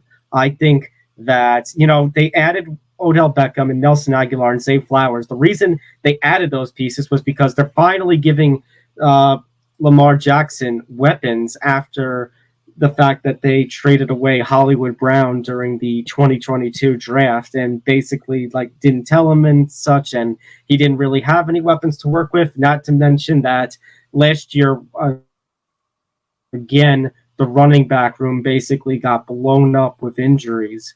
So they really had no weapons for him. And so they decide to bring him back. And Odell, he's coming off of that torn ACL. And I have some questions about how well he can really, can he still be the Odell of old? Nelson Aguilar, he is old. And at this point, I don't trust him to really deliver in some of the ways that he delivered. You think back to the Philadelphia days. I think the one potential weapon who could be the maker or breaker on this team is Zay Flowers, is the man that they drafted with their first-round pick this year. I think he is going to be, he has the potential to be an offensive rookie of the year. He's definitely one of the better wide receivers of this draft class, considering that Jackson from Seattle just went down with an injury to his wrist during the last week. But I have questions about the receiving core. I have questions about Odell. I also have questions about Lamar's health. And I have questions about the defensive unit. Baltimore still has, I would say, a top 10 defensive unit, but it's taken some hits. And I think the line has taken some hits. I mean, they got Rocky Sin, but they lost Marcus Peters, Josh Fuller.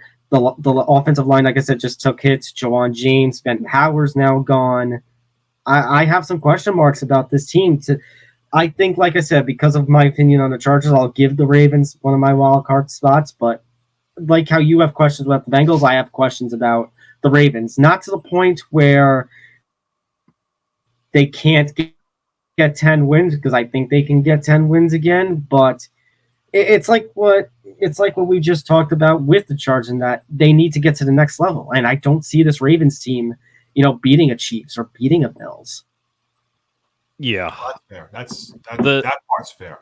The Ravens have a lot of questions. I mean, I'm not, and Tom knows this, so this is not a take out of thin air. I have not been a fan of Odell for many, many, many years. I have never been a fan. I think he shows off too much. Not a fan when he was with the Giants. I think he was overrated from the time he was with the Giants to now. And I don't see him fitting in with this organization. I don't think this is a fit. Nelson Aguilar is going to need a walker by the time he gets done playing with the Ravens. I mean, this wide receiver core is a joke. And Lamar, and you're going to think I'm crazy. This might be crazy hot take now. I don't think Lamar, Nick, my stance on Lamar. Yeah, I'm not going to think that's a hot take. I don't think Lamar is a top 5 quarterback at all. I don't think he's a top 5 quarterback. And I think that there's too much pressure on him. And Tom knows this too. I said that the Ravens should have let him sit out. I don't think they should have paid him that money. I think he was overpaid, and the Ravens gave in and totally went on the shoulders of Lamar. And Lamar is one run away from being hurt and being out for the season. So, Nick, yeah. Can I use two terms? And again, that brings up the question. Sorry. Go ahead, Hank. Go ahead, Tom. Okay, and again, that brings up to me the question, if, again, first of all, if like I said, I think Zay Flowers breaks out and Lamar continues to favor him. Again, the question with Odell, is this about the ring, or is this, and I assume it's not about the ring because, he already has one with Los Angeles, or does he want to be the wide receiver one? Because if he wants to be the wide receiver one, again, I could see some problems if Zay Flowers breaks out between him and Lamar in the organization. And, what happens if this trial run with this kind of wide receiver core fails and the Ravens are forced again with the potential of do they do some sort of rebuild? Because, is there a chance that next season, right back to next offseason, we could be right where we were with this offseason where Lamar and the organization are clashing heads? I want to say no, and I want to give Lamar the benefit of the doubt, but it's just I need to see something this season. Go ahead, Hank. What were you going to say? What I wanted to say about Odell Beckham and Nelson Aguilar, and I can't believe I'm saying this about the former. You know what type of moves that they are? What? Band-Aids. Yeah. Actually, could you even go as far as to say Nelson Aguilar is a Hello Kitty Band-Aid? Oh, jeez. I would say no. That was good, but I would say Nelson Aguilar on his Band-Aid should say AARP because he's getting close to that age. He's fallen and he can't get up. And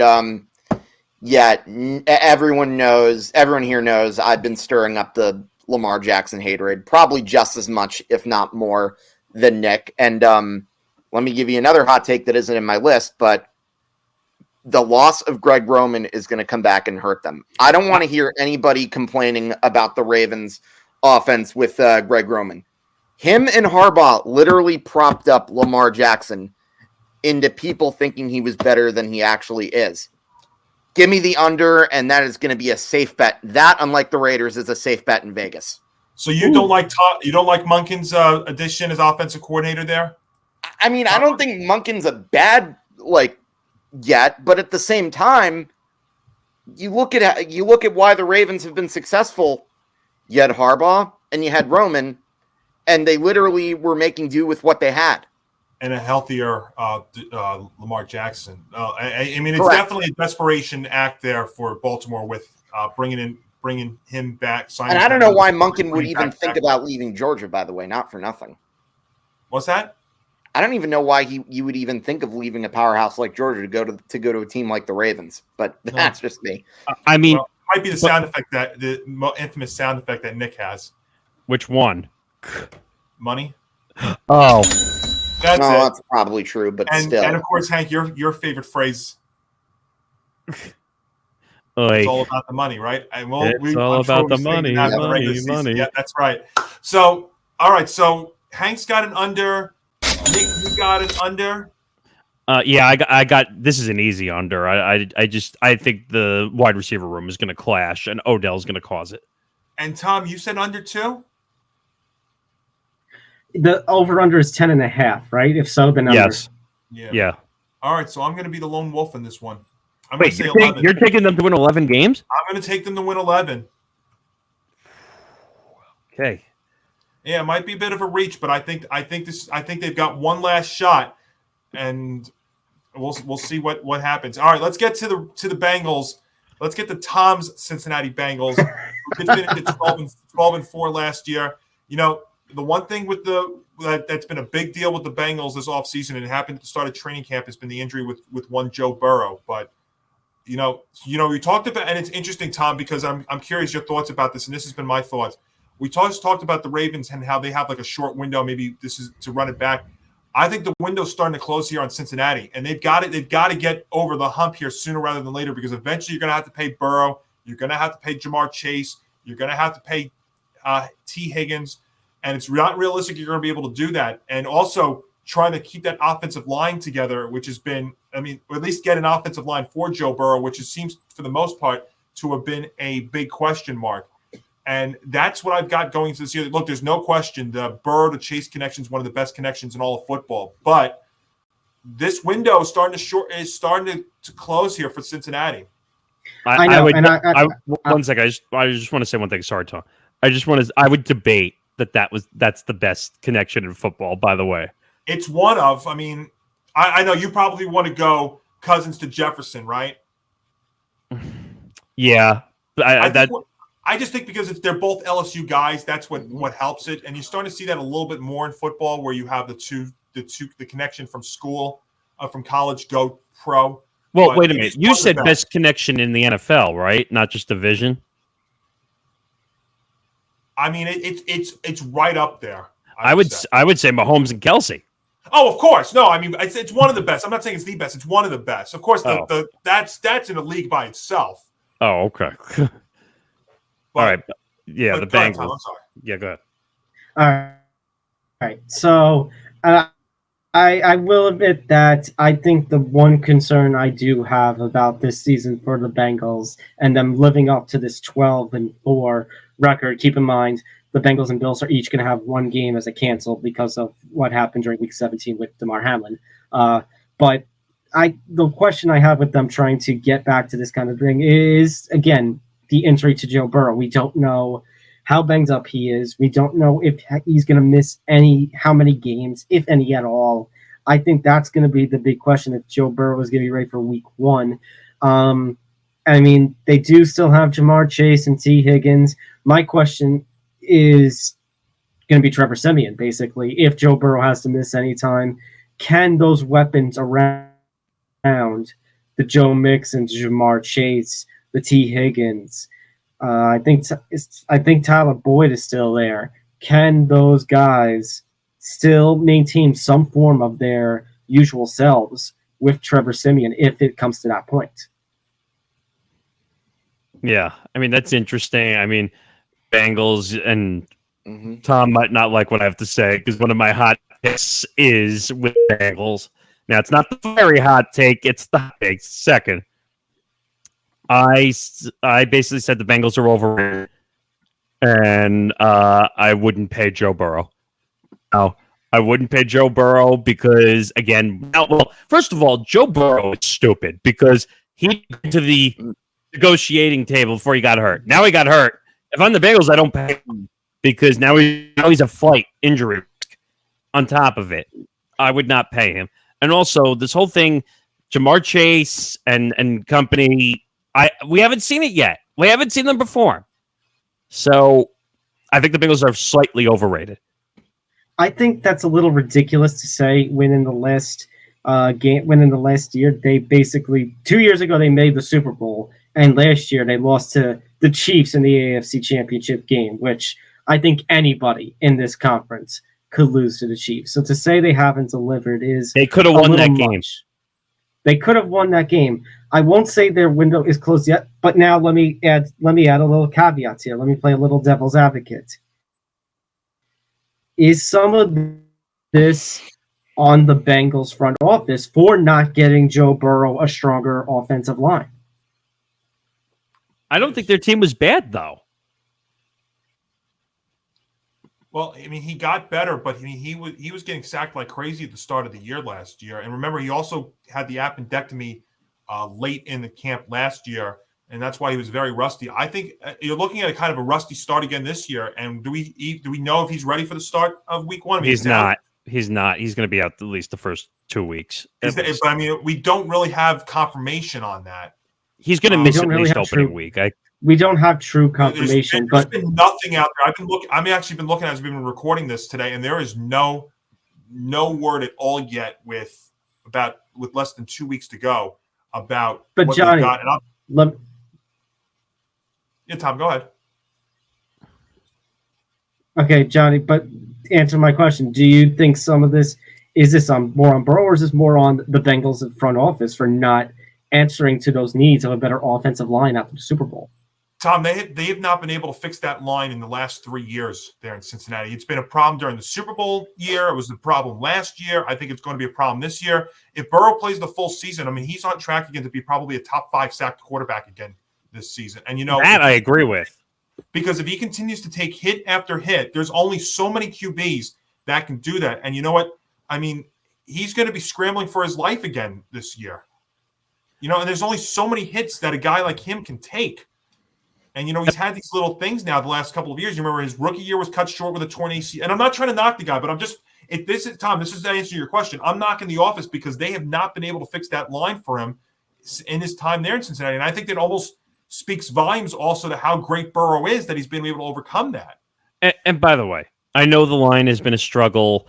I know they've had issues. He's been sacked. Move your feet. Joe Burrow does not move his feet. He does not get out of the pocket. If you're not going to get out of the pocket, you're going to get sacked.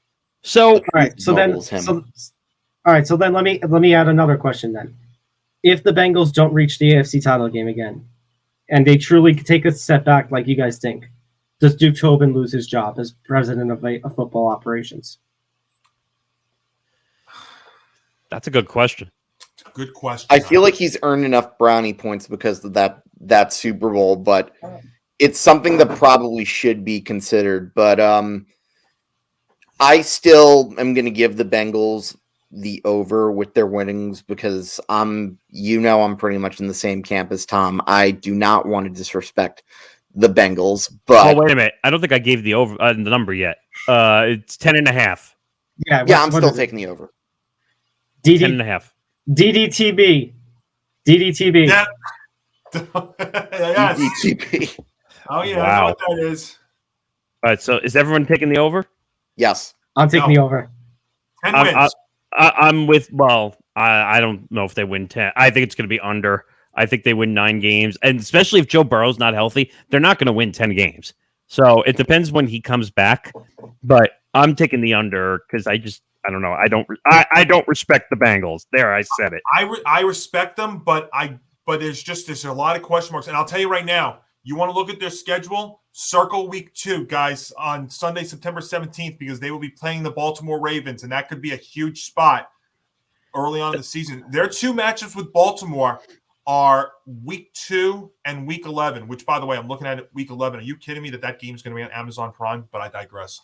But hey, Rob, wait a minute. 2 is huge because let's say they both win 11 games or both win 10 or they both win 12, whatever. If they both end up tied for first and you go to those tiebreakers and those matchups are going to be critical and you're already looking at one in week 2 where Joe Burrow could be very, very rusty, especially if he's not ready for the season opener, I think that's a huge game in the early going.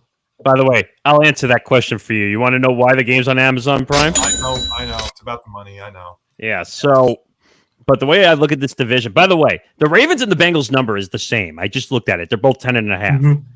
So they're expecting they both end up with the same record, which would mean the tiebreakers would come in, which means those heads-up matches are going to be huge. And that's why that week 2 game you're going to circle down on the calendar. It's going to be huge. Here's what I'll do. I'll give the Ravens some sort of respect, and I'll leave the opening there for them to take. So here's what I'm going to do. I'm going to still take the Bengals to win the division. I'm going to have the Ravens second and as a wild card seed, and then Steelers third, Browns fourth. Yeah, I have the Ravens winning the division. I think the Bengals take a step back. I think Burrow's not healthy, and especially if he's not back. I have to look back at my divisions and see what I did. I don't. Oh yeah, no, I didn't take them as a wild card. I have them out. Oh, so Nick. Oh shoot, I'm looking at it right now. Wow. I actually have them out, and I think they're the most overrated team in the league. So I think that I'm just looking at this right now as we're doing this. Oh my gosh. Wait, you have the Steelers over the Bengals? Oh, yes, I do. So I think the Steelers are going to be a sneaky team going this year. And if Burrow's not healthy, then they're not going to have the wins. Nick, but my argument's. Go ahead, Tom. No, I'm going to let Johnny take his hot take first. Well, the 4 hot takes. My hot one is you do disrespect the Bengals as they will take a step back and the Ravens rebound. Now, that being said, I'm going to take the Ravens to win the division. I'm going to take the Bengals second, but the Bengals will be one of the 3 wild cards this year. I'm taking the Steelers third, and the Browns by default are going to be last in this North. I have a feeling the only thing we all agree about is the Browns in last. So, yeah, yes. Which doesn't surprise me because their team name is a color. Well, but anyway, I know. My division prediction, Nick, give me the Bengals. Let Hank go first. Go ahead, Hank. Give me the Bengals winning the division. Yeah. DDTB. Steelers in second. The Ravens in third. And the Browns in fourth. Oh, wow. nice. Nick and Hank picking the Steelers in second. That's nuts. My only thing is then, Nick, I mean, if you truly think that the Bengals are missing the playoffs, I don't see how Tobin doesn't lose his job then. No, but I think Hank is right. Technically, he did earn some brownie points because they did make the Super Bowl. So I think you got to give him some credit on that regard. Would you say then if they miss the playoffs, his seat's at least hot going into next season? Yes, his seat will definitely be hot. But I think it's going to be the Ravens are going to win the division. The Steelers are going to sneak up this year, and I think they'll take a wild card. I think it's Kenny Pickett time to finally make the actions happen. I think the Burrow injury is going to be worse than we think it is. Mm-hmm. And then obviously Browns are going to Brown. So yeah. So there you go. And possibly two teams in that AFC North making the playoffs with the division winner and at least one wild card. All right, let's get to the AFC East here because this is going to be a fascinating one. And yes, folks, it took until about early to mid, maybe to late August, but we can say that Nick's New York Jets are in this division, and it is his Jets. But let's start at the bottom. We'll work our way up there. I was going to say, you know what? Because it's a New York team, we're going to save it for last. So we'll start with New England. That's fair. Well, let's start with the New England Patriots, who still ended up at an 8-9 record last year. You see what they've done here. They brought in Juju Smith-Schuster, but losing some big guys. Devin McCourty, Nelson Aguilar, Jacoby Myers, Damian Harris. So some key guys there. Look, big backup quarterback there, Trace McSorley. We know about him. But guys, I mean, this is just like what I said last year. Last year, one of my bold takes was the Patriots were going to be the worst team in this division. I mean, I know they brought in Juju Smith-Schuster and some guys, but what is there for me to say that the Patriots are going to be able to compete? You know what the Patriots are going to be this year? They are going to be that perfect spoiler team late in the season where they will probably spoil somebody's either playoff seed or possibly chance at the playoffs because there's just no signs there that they've improved at all. So there's not really much to break down with them. I think it's all about the other three teams in this division. 8 wins like they did last year. Yeah, I don't think it's going to be the case. Let me look at the over-under here. So the over-under is 6.5. Yeah, I'm taking the under with New England. I think they're a 5-win team max this year. I mean, I don't want to discount Belichick, but this is a far cry from the Patriot teams of old. I mean, maybe they spoil. I could see them almost splitting a game like with the Jets, maybe splitting with the Dolphins or the Bills. That might be their ceiling this year, but I'm going to take the under. Johnny, by the way, I like how you mentioned Josh McDaniels' nickname, Discount Belichick. Oh. That was not. I was not really planning. It just worked out that way. I mean, the way I see the Patriots, obviously rival to the team I try to root for when I feel like it. Yeah, I look at Mac Jones as mac and cheese because he's going to get spread all over the field all the time, getting sacked. How about Yak Jones because he doesn't have enough yards? How about Yak Jones because he sucks? That too. Yakety yak, don't come back. Basically, the way I see this is, I think Johnny's right on the money. I think they're going to win 5 games. I think that's their ceiling. They're not going to beat the Jets. They're not going to beat the Dolphins. They're not going to beat the Bills. Their team's way above them. So I got the under on them. Well, I think you guys are being too much. You were saying they're only going to win 5 games. That's terrible. They're going to win 6. They're going to win 6, Max. So you have the under. Just say you have the under.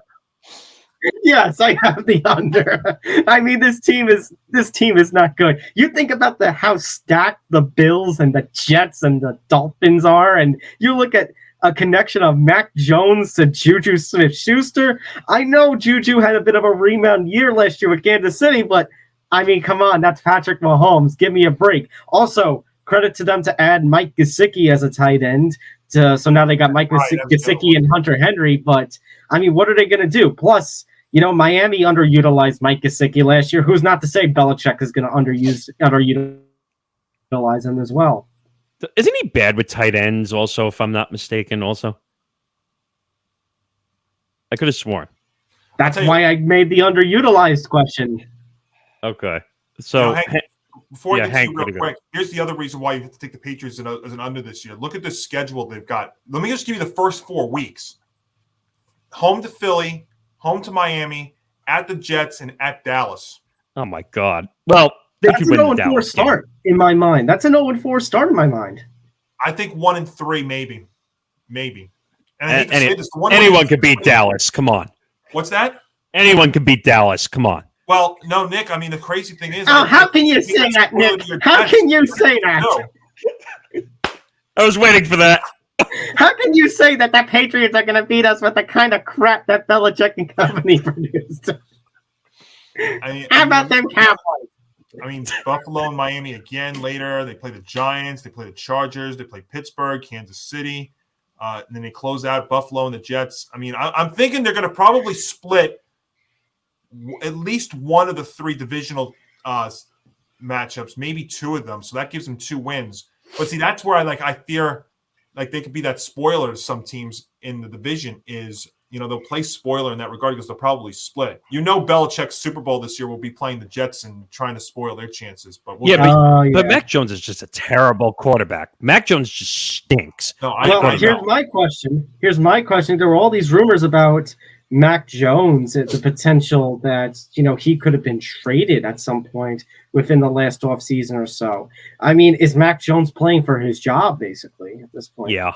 Your buddy Bailey Zappi, and if they're really that bad, if they're really terrible, I know we'll bring these names up throughout the season, but you've got a star, right? As long as he's healthy, you've got a star possibly in Caleb Williams there at USC, who's going to probably be the number 1 overall pick. And another quarterback to watch, too, is Drake May from North Carolina in the draft next year. So, I mean, if you want to go down that road next year, if you're New England. But, Johnny, I could honestly see if, midway, if half of this season goes by and the Patriots have only won 2 games, or maybe if they go up to an 0-4 start, I think there is a chance that basically Bill Belichick can have a look at Mac Jones and basically go, I see you, Zap, and throw Zap. I was waiting for that. Formerly Cunningham. Yeah.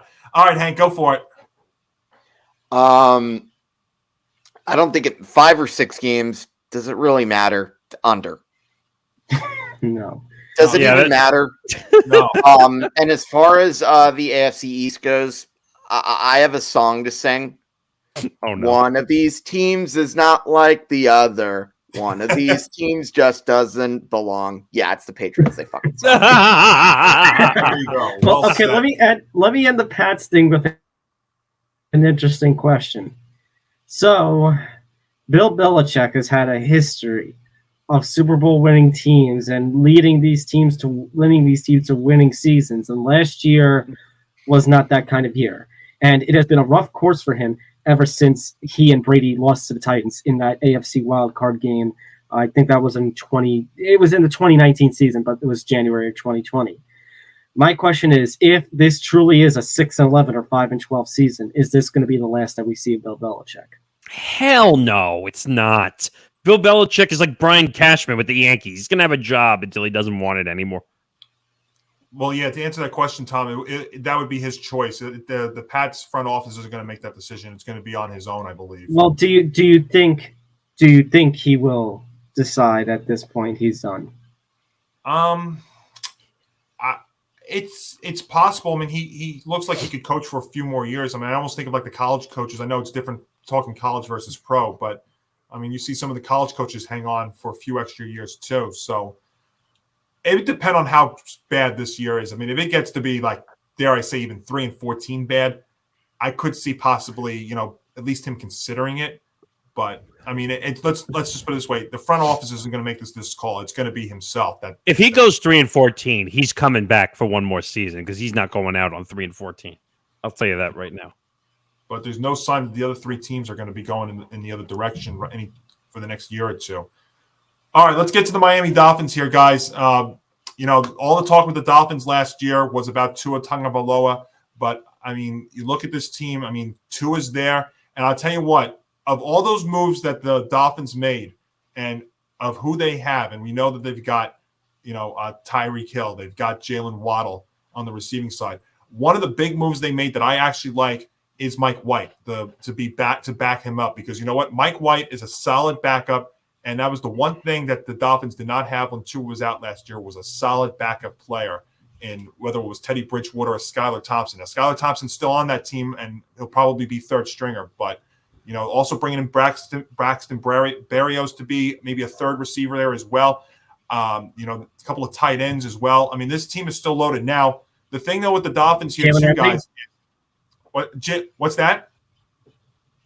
And they brought in Jalen Ramsey. Yeah, but the big deal with Jalen Ramsey is he's injured right now, and he's going to be out for most of the year. Yeah, they're talking about possibly December him coming back, and that's the concern that I have with the Dolphins. Are there injuries right now? That's a big blow, the Jalen Ramsey injury. Absolutely, and you know what? If Ramsey was there for the full year, I think you almost could talk about them winning this division. But unfortunately, right now, because of that injury, and I still think the Bills are very good. I still think the Jets are good. I think the Dolphins are wild card material, guys, but there's just still a couple of question marks with them that I have with them. So they will be one of the 3 wild card teams this year. And the thing is, as long as Tua is healthy, then they will go as far as he takes them. And as far as the Mike White signing goes, that's going to be something that I'm actually going to criticize the Jets for, is that, you needed – I feel like they should have had somebody, if they really did not trust Zach Wilson so much that they went out and got Mr. Rodgers, that they needed a better second option as quarterback than Zach Wilson. So why not try to retain the services of Mike White, or just get somebody serviceable? So the Dolphins, that's a good pickup on to the misery and detriment of one of their division rivals. What a joke. It could be worse. You could have your MILF man as backup. Oh, wait, never mind. You do. I mean, what a joke that they didn't sign Mike White as a backup. You couldn't afford to give him a year plus an option to stay behind Aaron Rodgers when, if, God forbid, Aaron Rodgers goes down and gets hurt, or he decides that his ego is too much and he has to go sit out for 3 weeks, or he has to go sit in the darkness for 72 hours, that maybe you need to go get Mike White and play him as a backup. I mean, jeez. Okay, Mike Francesa, you need to shut up now. Okay. But go ahead. Sorry. Are you guys ready for one of my hot takes? Yes. Yeah. I think you're going to get a healthy Tua. I'm taking the over. I think the Dolphins could win this division. Yeah, I said it. It's not crazy. What is the Dolphins? I've been going like a lot of the same ways as you, with the exception of the North. Well, fins up, baby. Do you want well, let me give you the number. It's 9.5. I don't care. Over. I go over. I think to be a wild card team, they got to win 10 games. So yes, I will say 10 wins. And I agree. I think they can be a wild card team as long as Tua's healthy. And even if Tua isn't healthy, then at least I think Mike White can be serviceable. I see them reaching 10 wins. I see him as a wild card. The question, like we said, is going to be Tua's health. I mean, the concussions last year was a joke. Miami's training staff should be crucified for the amount of concussions that went down on him last year. I mean, again, and also, he's got to put his ego at the door. I mean, Ryan Clark asked him a simple question. You look like you're out of shape. And Tua took it as, I'm fat. And he said, keep my name out of your freaking mouth. All right, Will Smith. I mean, all right. Tua's got to put everything out of his head and play ball. Now, I have him as a wild card, so I guess they're going to win 10 games. So I have no choice but to take an over. But if Tua's gone, they're going to fall out quick. So as long as I'm going to say, pending health, it will be an over. But we'll get to a few other teams in this division. Yeah, and an interesting start for the Dolphins. 3 of their first 4 games will be on the road away from Miami. We'll see. All right, let's get to the Buffalo Bills. And one thing that's not mentioned here that did come across while we were recording is that Von Miller got put on the PUP list, and he'll be out at least the first 4 games of the season. And, that was something that kind of hurt the Bills late last year, was that season-ending injury to Von Miller. But you look at Buffalo, 13-3, made another deep run last year. But the thing with them also, what kind of derailed their season a little bit was that Josh Allen injury at times. But I don't know, guys. I just felt like watching Buffalo late last year, I kind of felt like they might be taking a step back this year. They're still going to be up there. I don't think they're going to reach 13 wins, though, this year because, they're playing the same teams that we were mentioning about with the Patriots and what Miami's going to play them too. They got a challenging task too, and you see some of those departures as well. I like Dalton Kincaid, the tight end that they brought in, that they drafted out of Utah, probably the best tight end in the draft this past year. Bills will still be good. I think they're going to take a step back, though, this year. Over-under, let's take a look here. Wait. I 10.5. Yeah, 10.5 over-under. I'm going to take the over. I think they win 11-12 because I still think they're good. I don't think they're as good as last year, but I think they're still good enough. But I think Nick has a certain take he wants to go on. Oh, well, yeah, I had a take also. I don't know if everyone's going to get on me for the takes, but so the other take I had is Buffalo Bills are overrated and must go further in the playoffs. And one win victory in the playoffs is not going to get it done. McDermott's going to be on the hot seat if they don't make it to the Super Bowl this year. That's just the way I see it. Now, we all don't have them going to the Super Bowl, but they got to make a run. They got to make a deep run and possibly vie for a Super Bowl. If he doesn't, then McDermott's got to go.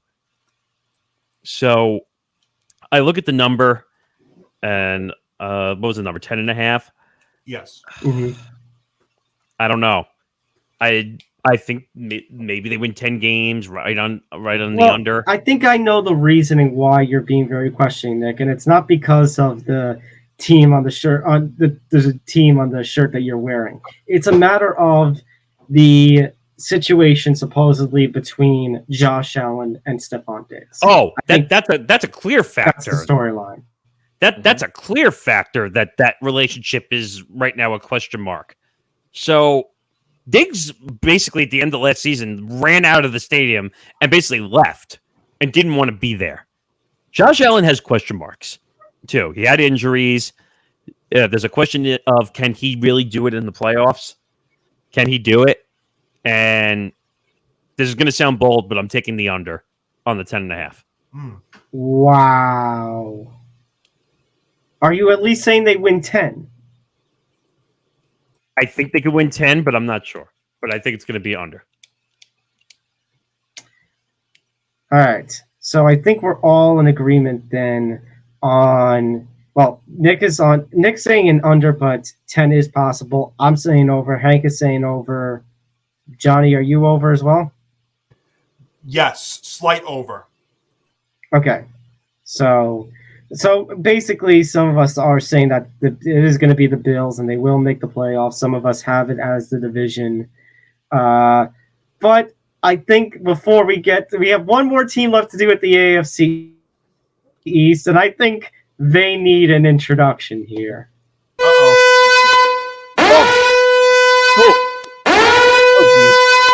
REREREOAX.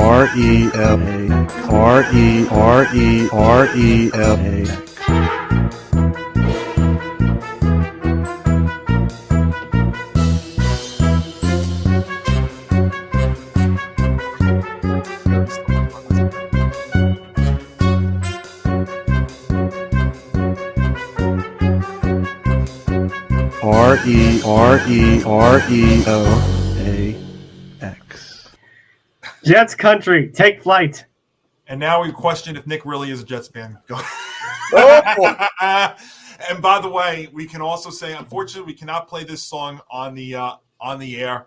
But when you get ready to start Jet games this year, you must play "Relax" from Frankie Goes to Hollywood. Oh, Relax. man. Yes, Can't do it. that's right. Unfortunately, we cannot play that, otherwise we will not be on the air. But anyways, let's get to Nick's. I think we can safely say let's get to Nick's New York Jets here, who did finish 7-10 last year, despite crappy quarterback play. Obviously, it all starts with one Aaron Rodgers. But, I mean, you look at what they've done this year. I'm not only just my Aaron Rodgers, but Mecole Hardman, Alan Lazard, Randall Cobb, even their most recent pickup of Dalvin Cook. I don't know if he's going to be ready for the start of week 1. But, I mean, the pieces in an update, Johnny. Yeah. In an update, as we're recording this, apparently he's practicing for the first time in this offseason on the day we're recording this. Well, the last report that I heard was that he was probably not going to be ready for week 1 because it was such a late signing. But, I mean, when you've got guys like Breece Hall, who's coming back off the injury last year, guys, the pieces are there for the Jets. There's just a couple of things that Nick knows this because I brought this up with him here, that I have with the Jets going into this year. Number one, can Aaron Rodgers do this in the AFC East or in the AFC in general? When he's had I'm not knocking him, but he's had a very favorable NFC North where he's been able to beat up on teams like the Lions, not last year, but the Lions and the Bears. When this year he's got, the Patriots, who are always, in the Jets side. They've got the Chiefs, they've got the Bills, they've got the Dolphins, they've got Trevor Lawrence and the Jaguars. It's a tall order. And so the Jets right now, as we sit here a little over a week away from the start of the season, the offensive line, because that's ultimately what it comes down to. It looks like Mekhi Becton won the right tackle spot there for the Jets. But that's it. If that offensive line is there, if Aaron Rodgers can do this in the AFC, then you know what? The Jets are going to win 10-plus games. That's it. I mean, it's as simple as that. But the Jets schedule, just like everybody else there in that AFC East, it's challenging. And, yeah, there's a path. There is even an outside path, and Nick had said this, that they could go to 12 or 13 wins. But there's just the hesitation that Rodgers has never done this in the AFC and against this kind of superior talent in terms of the quarterback plays and stuff. That's kind of hesitating me a little bit. But the over-under on the Jets was 9.5. Yes. Is it? Yeah, it's 9.5. 9.5. If Rodgers is healthy, he gets through this full season, they can get 3 more wins with Aaron Rodgers. They got 7 with crappy quarterback play last year. They can get to 10 wins this year. Absolutely. All right. Go ahead, Jets fan. Well, I got to do this first.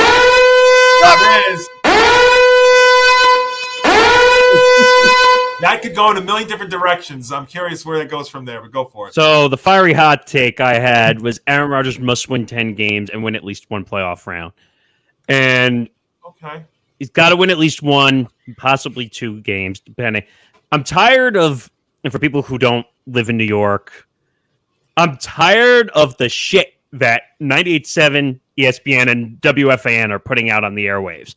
That basically it's a Super Bowl or bust. Shut up! I'm tired of hearing it. It's not a Super Bowl or bust.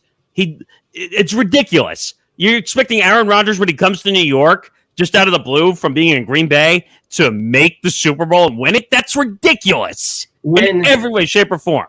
Which, by the way, Nick, just to add on to your take, because I'm in agreement with you, when you still have Josh Allen and the Bills, you still have Joe Burrow and the Bengals, you still have Lamar Jackson and the Ravens, you still have Patrick Mahomes and the Chiefs. It's not like the AFC is loaded at the top. It's not like the NFC where there's one, in my opinion, one clear team above everybody else, which we'll talk about tomorrow. But in my opinion, to have that expectation, I think is a little ridiculous. It's the most ridiculous thing I've heard. Especially when the AFC East, the division is loaded. What were you saying, Tom? I said, especially when the AFC East, the division is loaded, that the fact that they might even, it's a question mark if they're even going to win the division. They might have to be a wild card team and win playoff games on the road. Right.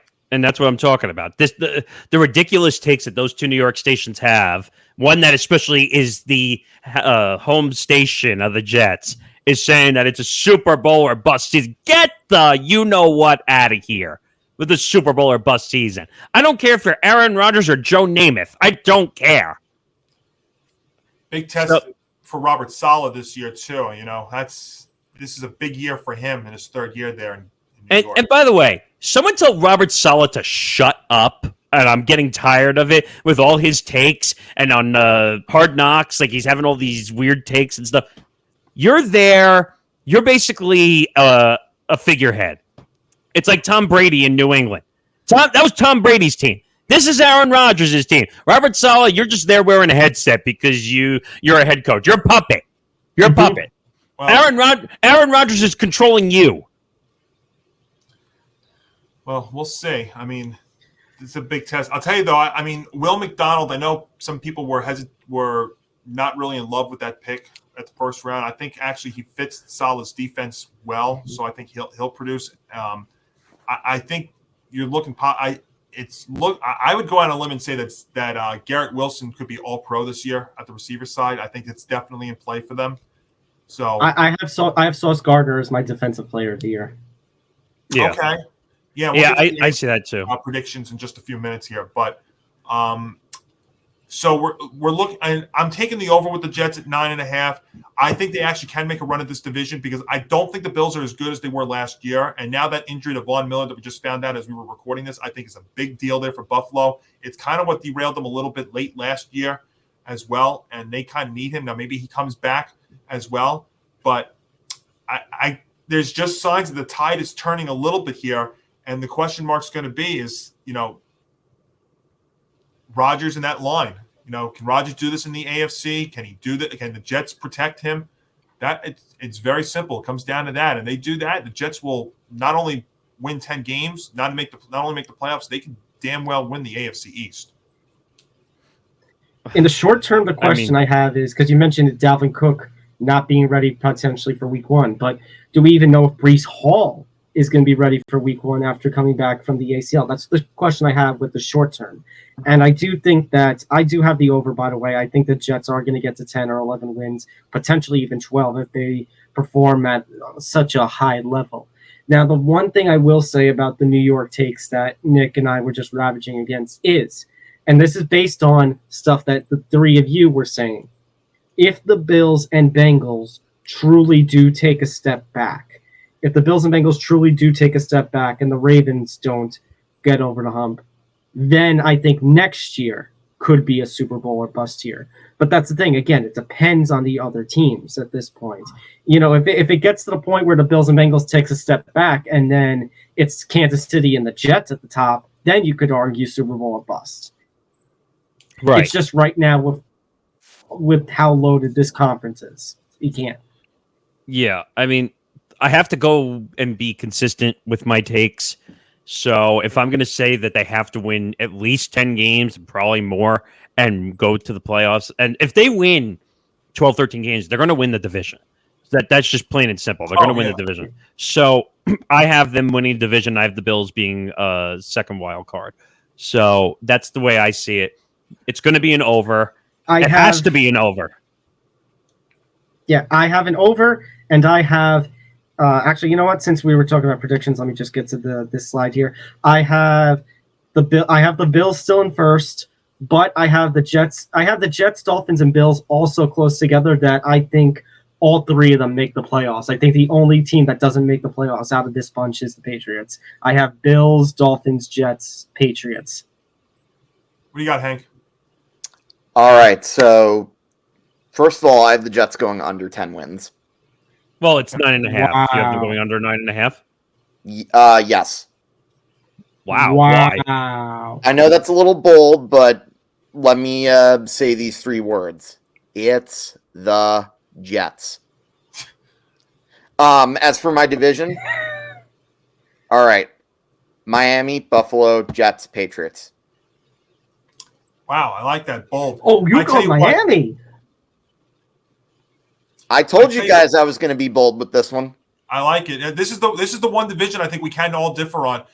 The combination of the Jets and I think the struggles of, and I think the little bit of downfall that Buffalo's got is why I am going to take the Jets to win the AFC East. I'm going to take the Bills second. I'm going to take the Dolphins third and the Patriots fourth. But I do think you're looking at the Bills and the Dolphins being two of the three wildcard teams in the AFC. So you're looking at, this is the one time where we're actually going to look at three teams in one division making the playoffs. Like we saw in the NFC East last year, I think we're going to see it in the AFC East this year. By the way, Agreed. speaking of divisional trade, the Patriots just traded Nick Folk to the Titans. Wow. So the one good thing that New England had, they just traded. Now Yes. the guy that killed the Jets in their meetings last year was Nick Folk, and now he just got traded. So now they're really going to be an under. Yeah. My gosh. The one thing I will say is the way I have the division, the Jets, again, if I'm going to be consistent with my takes, the Jets are going to win the division.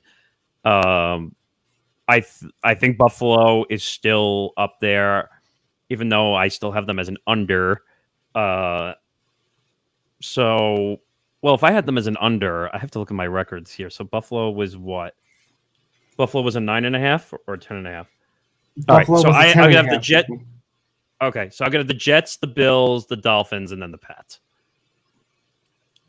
There we go. And you're with us in the 3 teams, right? 3 teams making playoffs.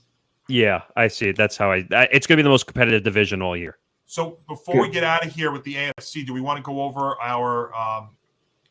We're going to do the postseason predictions on the next show. Yeah.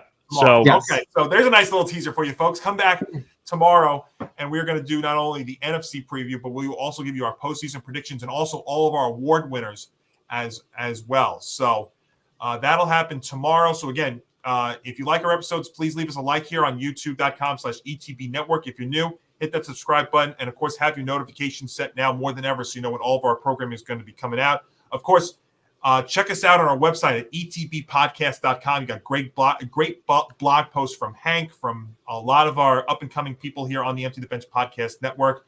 Of course, not only can you listen to us here on YouTube, watch us here on YouTube, but also listen to us on the go on your favorite audio podcast platform. That's Apple, Spotify, Stitcher, Acast, wherever you get all of your podcasts. So again, tomorrow we will have our NFC preview, our postseason predictions, and our award winners here in the NFL. So, guys, good start. And just think there's more where that came from.